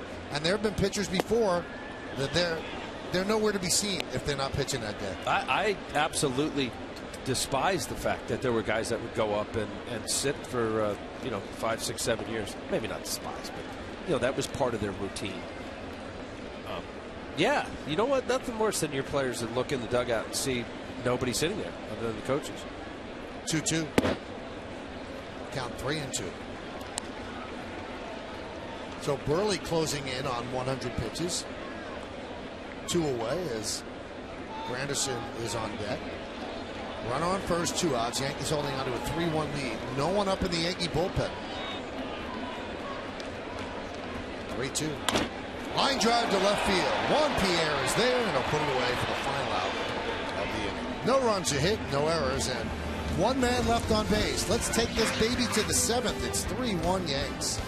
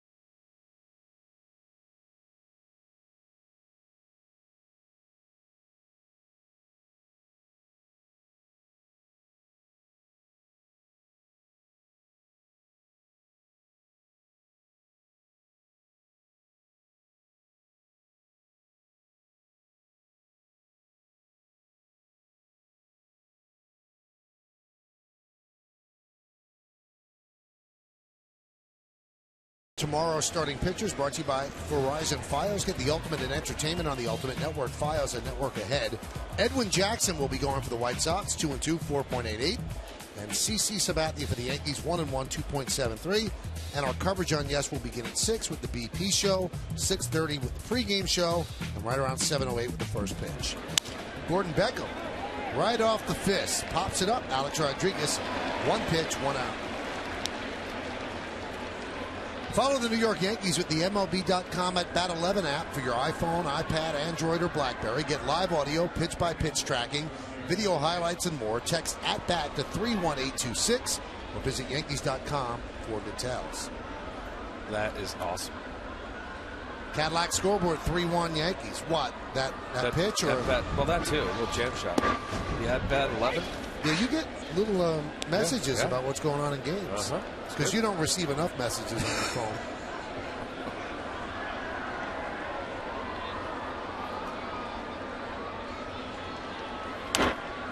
Popped up. Russell Martin. 2 outs.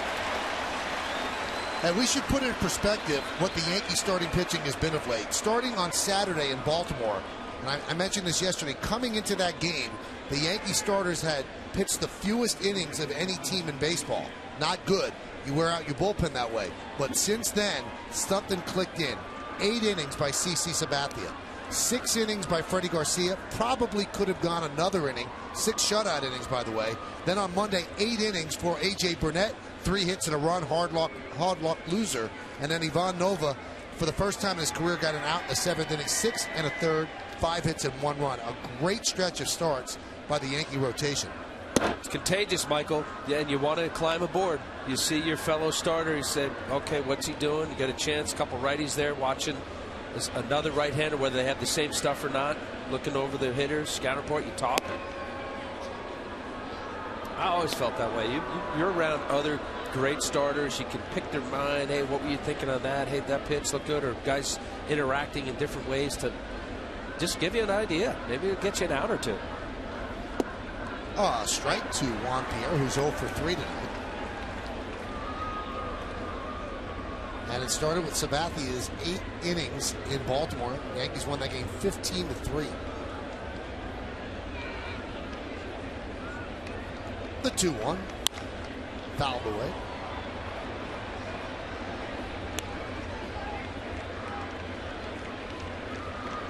He is ready. Left-handed bat. You always make big money in the game. And he's timing the pitch, too. He knows exactly when Cologne's going. How great is that? Yeah. How locked in is he? Let's see this timing. Swing and a miss.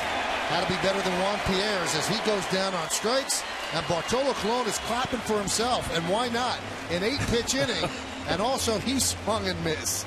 At the end of 6.5, Yankees lead 3-1. But we're going to stay right here for the 7th inning stretch and also to honor America in the Bronx. A moment of silent prayer as we remember the servicemen and women who are serving our country at home and around the globe. Thank you. Now join in Kate Smith's rendition of God Bless America.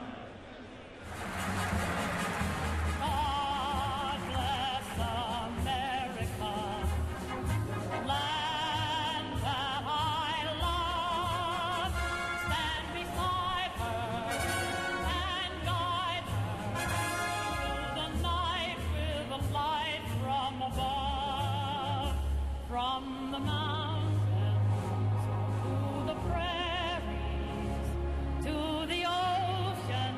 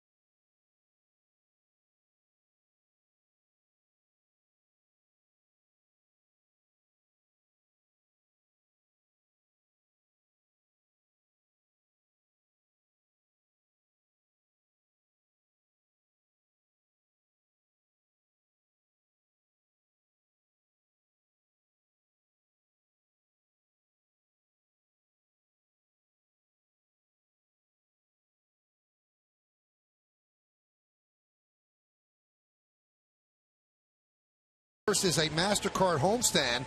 Get great savings off the advanced game price on select seats when you purchase Yankees tickets with your MasterCard. There will also be exclusive deals throughout the stadium when you use your MasterCard. This MasterCard ticket special is for a limited time only, and tickets are subject to availability. Log on to Yankees.com/MetroCard for MasterCard ticket specials today. First pitch to Granderson is out of the zone, 1-0. Cadillac scoreboard 3-1 Yankees. Granderson grounds one to first. Konerko will step on the bag for the first out. Well, just hit the 100 pitch count mark. Jesse Craig warming up. See if there's any kind of mix and matching. Now Joey Cora. Ozzie Diaz has been thrown out of the game, making calls. He's not that far, though. Did he tweet you? No, I mean, not that far if he wants to get his message to the dugout.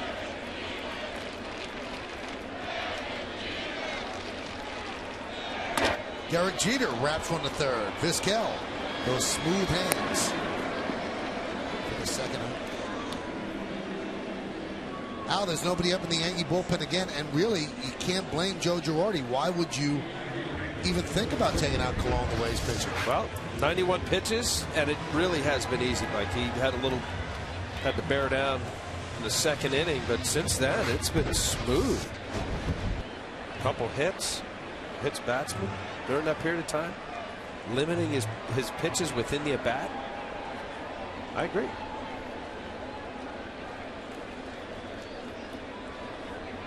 Here's Nick Swisher. He walked his last time up, and there's a strike from Burley. And Burley's been no slouch tonight either. Just a 3-run home run to Cano, and he's held the Yankees down. Grounded foul.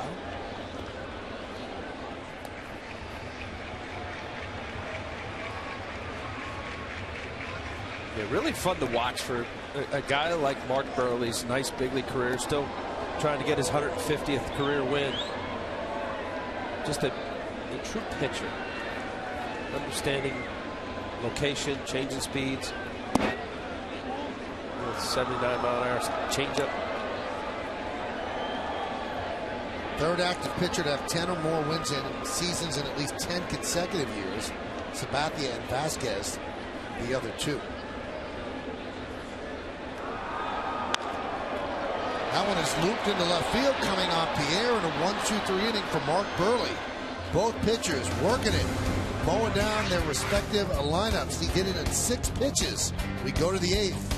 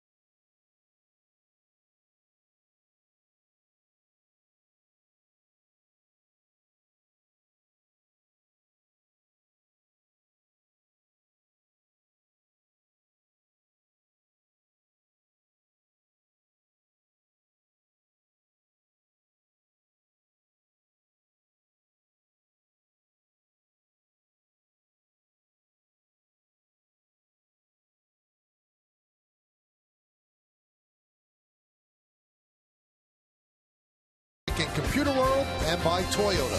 the official hybrid of the New York Yankees. Bartolo Colon comes out for his 8th inning of work. He will face 2, 3, and 4 in the White Sox order. And the first pitch is a strike to Alexi Ramirez. Each team with 6 hits. The Yankees 3 runs and the White Sox 1.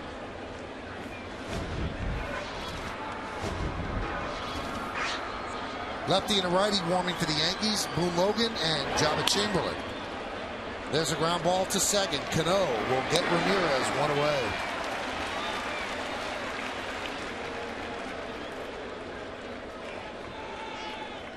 Colon really got into 2 legitimate jams in the second inning. He had the bases loaded and nobody out.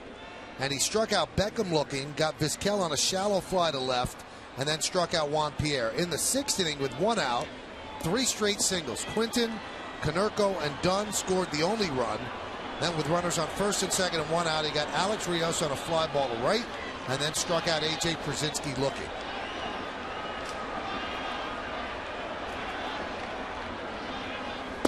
And the pitch to Quinton, 96 miles an hour.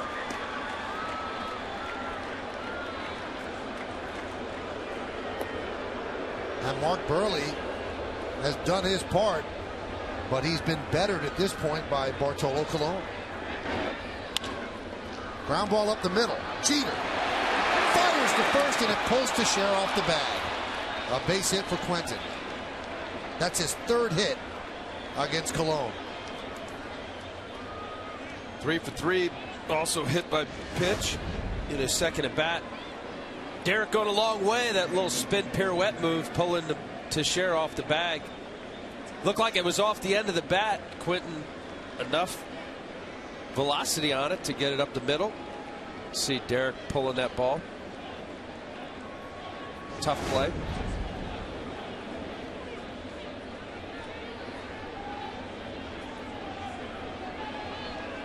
Here's a dangerous Paul Konerko. Yesterday, his 2-run home run put the White Sox up 3-2, and that was the margin of victory. Pitch is low. And this was against Rafael Soriano. They got a 1-1 fastball and right down the middle. After 2 heaters, putting the White Sox ahead. The 1-0. 1-1.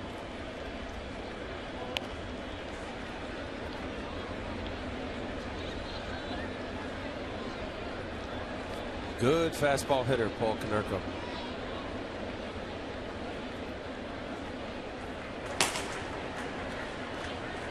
Logan obviously getting ready for Dunn,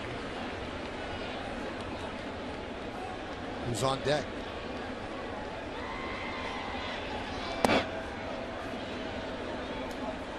And the count 2-1.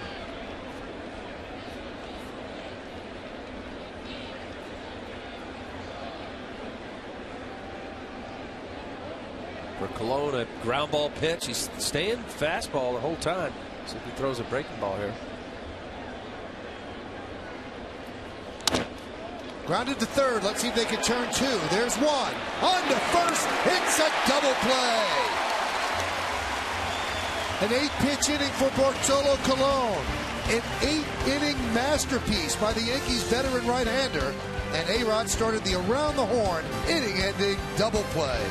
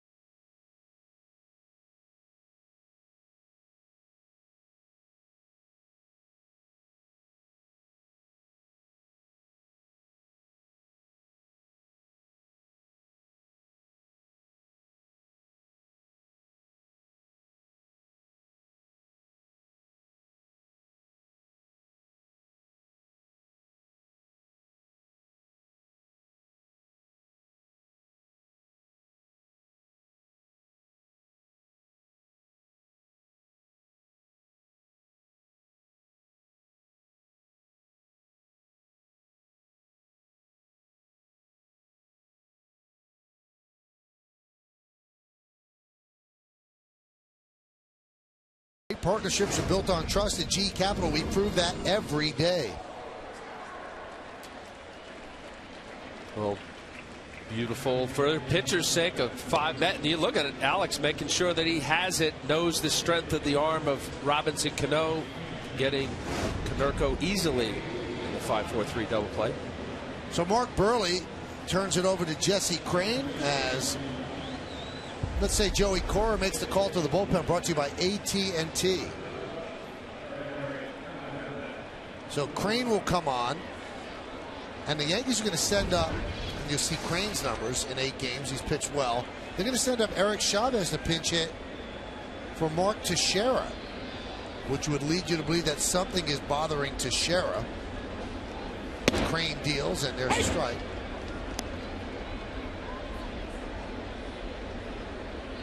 A little odd. Teixeira caught the ball on the 5-4-3 double play to end the inning.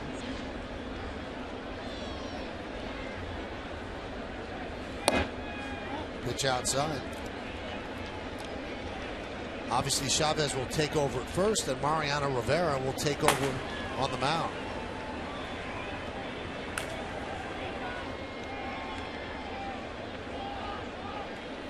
Hopefully nothing too serious with Tex. Mark Teixeira is not the type of guy that's going to come out of a game to be pinch hit for, unless there's something up. And again, we don't want to guess here, and you have to tune to the postgame. We'll find out what the deal is. The 2-1. High pop-up. Beckham out. Called off by Quentin. And there's one away.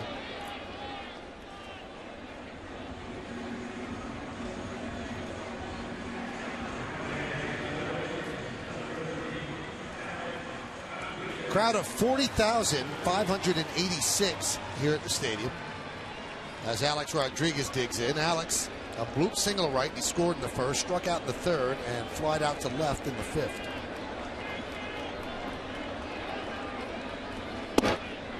On strike. Jesse Crane, longtime staple in the Minnesota Twins bullpen, signed as a free agent this offseason.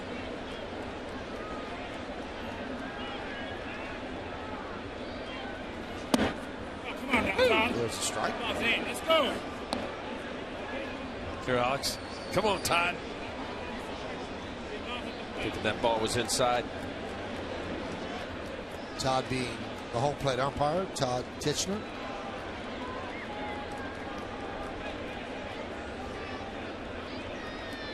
The 0-2. Breaking ball is away. 1-2.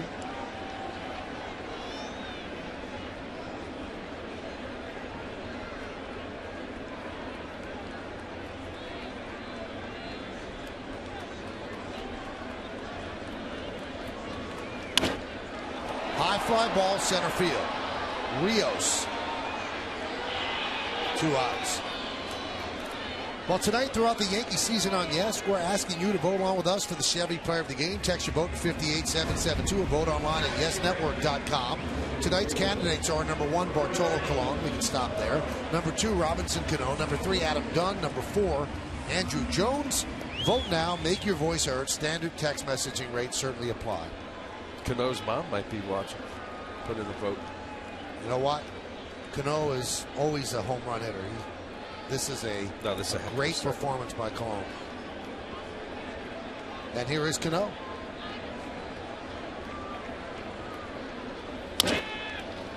Ground ball to first. 1-2-3 inning for Jesse Crane. 9th inning coming up.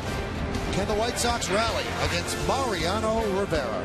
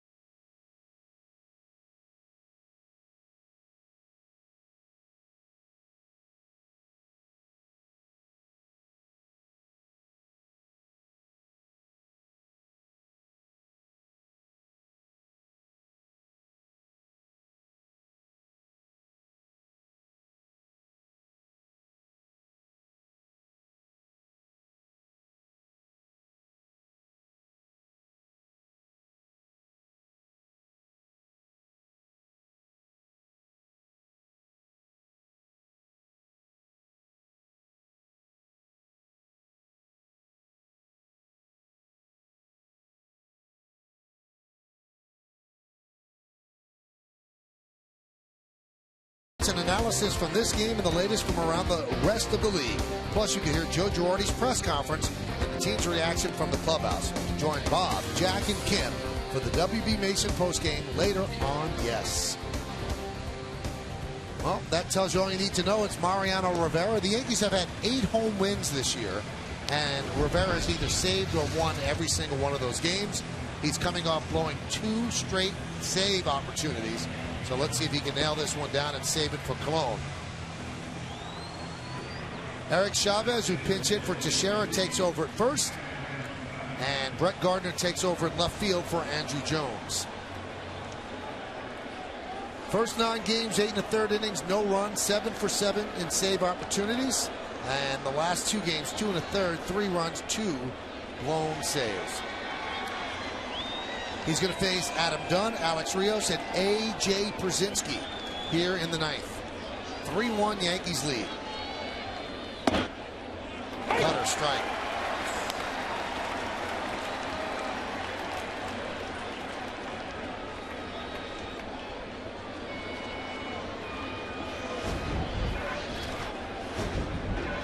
And the 0-1.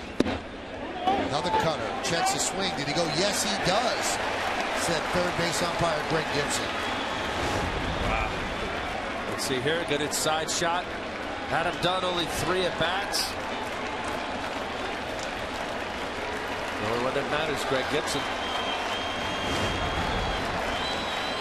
And the 0-2. Foul ball.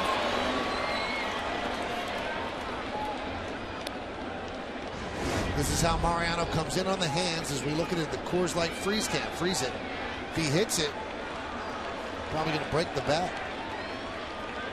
He didn't that time, just fouled it off. Tries outside and misses.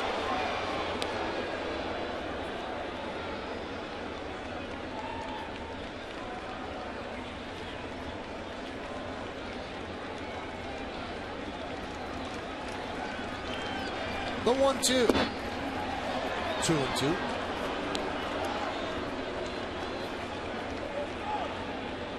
White Sox only run came in the 6th, and it was driven in by Adam Dunn. Single. The 2-2. Strike 3, outside corner, Dunn. Down looking.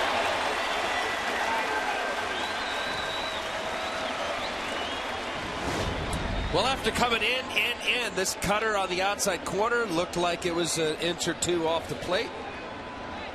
Let's see what Russell Martin does. That's a corner shot, very close, 2 strikes. Todd Tishner bringing Dunn up. Here's Alex Rios. And a strike.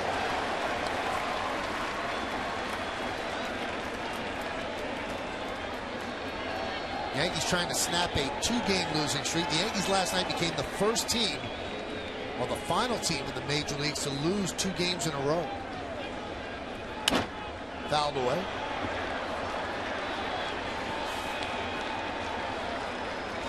Every other team had already lost consecutive games. So quickly, Mo is ahead of the count, 0-2.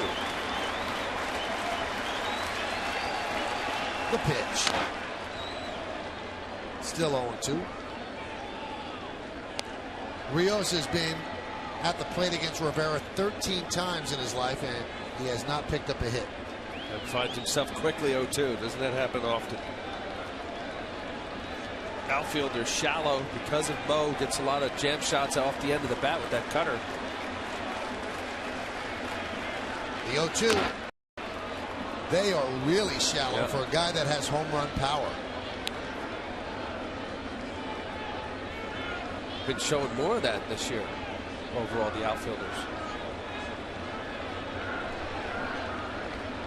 Protecting against a little jam shot.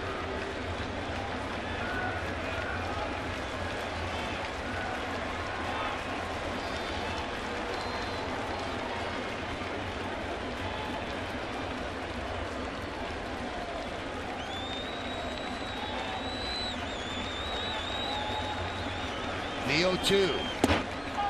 Inside.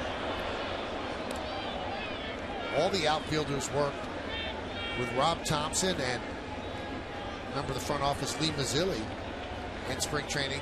Play in, play in. If the ball's hit over your head, that's the pitcher's ball. Don't let it dunk in front of you. And Granderson really worked with them a lot on that. Yeah, I like it. It's not necessarily fault, and I know what you're saying, Mike. It's about a mistake. A mistake thrown at the major league level, middle of the plate, out over for a good hitter to get the barrel on. Yeah, if it's hit over your head, it's a bad hit. Popped up. Got him played beautifully. Comes in a couple of steps, does Gardner. And the White Sox are down to their final out.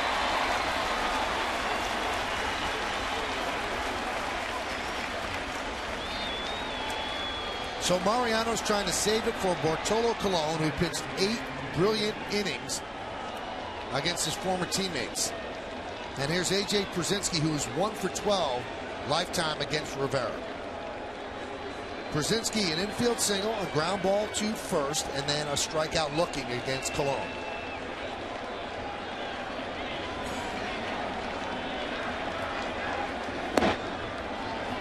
White Sox send Mark Tien into the on-deck circle. He will pinch hit for Gordon Beckham.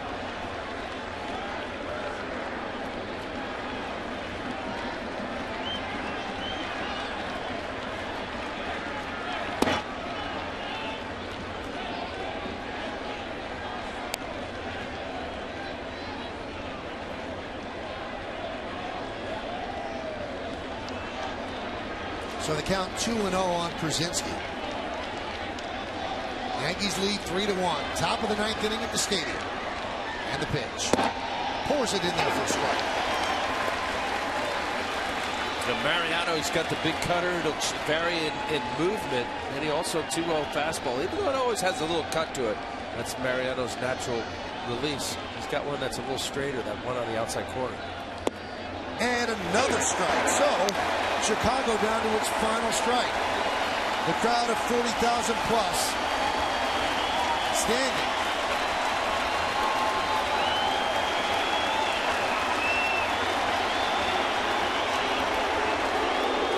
And Przinsky steps out to pull the plug a bit.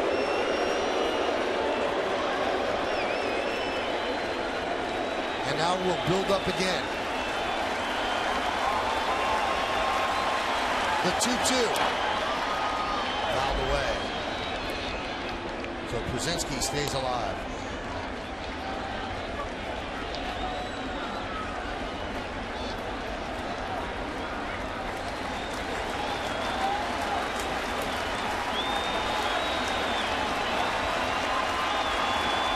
The 2-2 pitch. Count is full at 3-2.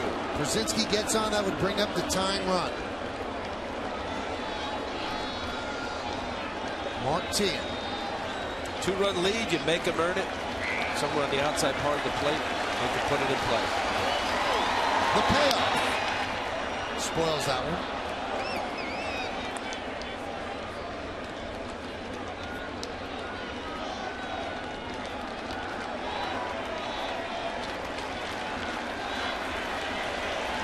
Yankees scored 3 runs in the first inning on Cano's home run, and it's held up so far. The 3-2. It'll be a 9-pitch at bat. 8 so far.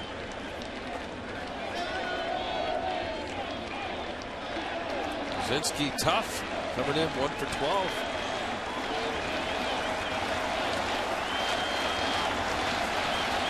The 3-2. Swung at ball 4. Tough to lay off. Mariano's cutter with all the late movement. Wants this ball that's on the inside part of the plate. Przinsky commits. That's all you can do with that pitch. Smother it. 3-2 again. This should do it. Ground ball to Chavez. He's going to take it himself. Ball game. Put it on the left side as the Yankees win this one 3-1. 8 spectacular innings for Bartolo Colon, and then Mariano Rivera comes in and closes it out, and the Yankees snap their mini 2-game losing streak. Stick around for the postgame show to find out who's tonight's Chevy player of the game. Al, look at the reaction here of Krasinski. He knew that he lost the battle and that the White Sox had lost the game as Chavez beat him to first, but this one's all about Colon. What a great start, and I agree with you, Michael. As good as the 3-run homer, certainly from Cano. You have Colon talking about, hey, what can he do? Is it something that's going to be a spark for this rotation? The rotation has been nearly stellar, certainly in the last little flip of go around the last 4 or 5 starts. And impressed with his stuff, too, Michael. This is not a guy that is out tricking people. No, that was domination. That was not fooling people, changing speeds. I mean, obviously changed speeds a bit and hit spots, but he threw electrifying fastballs and was dominant. Now let's see what Kim Jones has to live for. I think she's with Robinson Cano. I am indeed, Michael. I am with the man, Andrew Jones, compared the swing to Hank Aaron and Babe Ruth. Robbie, how did you keep that ball fair in the first inning? Well, I know I was looking for a pitch that I can drive at least, score 1 run, and good thing I ended up hitting a home run. You and I talked about it earlier today, but what goes through your mind when I tell you that Andrew Jones compared you to Aaron and Ruth with a bat? Well, good things going through my mind, and those are the kind of things that make me work even harder. Compared to those guys, it's got to be you got a special swing. It must have also made you feel good to watch Bartolo Colon work tonight. What do you think when you watch him from your perch at second base? Well, he's been pitching great the whole year. I mean, he's a guy to throw out a strike, and then when you throw out a strike, you're going to see good results. And how much do defenders appreciate the fact that he works very quickly? Yeah, that was quickly today. And that's what I say. He threw out a strike, and then also barely, after that inning, he was really good, too. It was indeed. Robbie, thank you so much. You're welcome. Everyone appreciates when it's quick, Michael. Absolutely. Thanks, Kim, and thank you to Robinson. A 3-run home run in the first inning, and it holds up for the Yankees, and I guess it's something to jump up and celebrate. We got so much more. We'll break it down. Colon, Rivera, awards. Stay right here.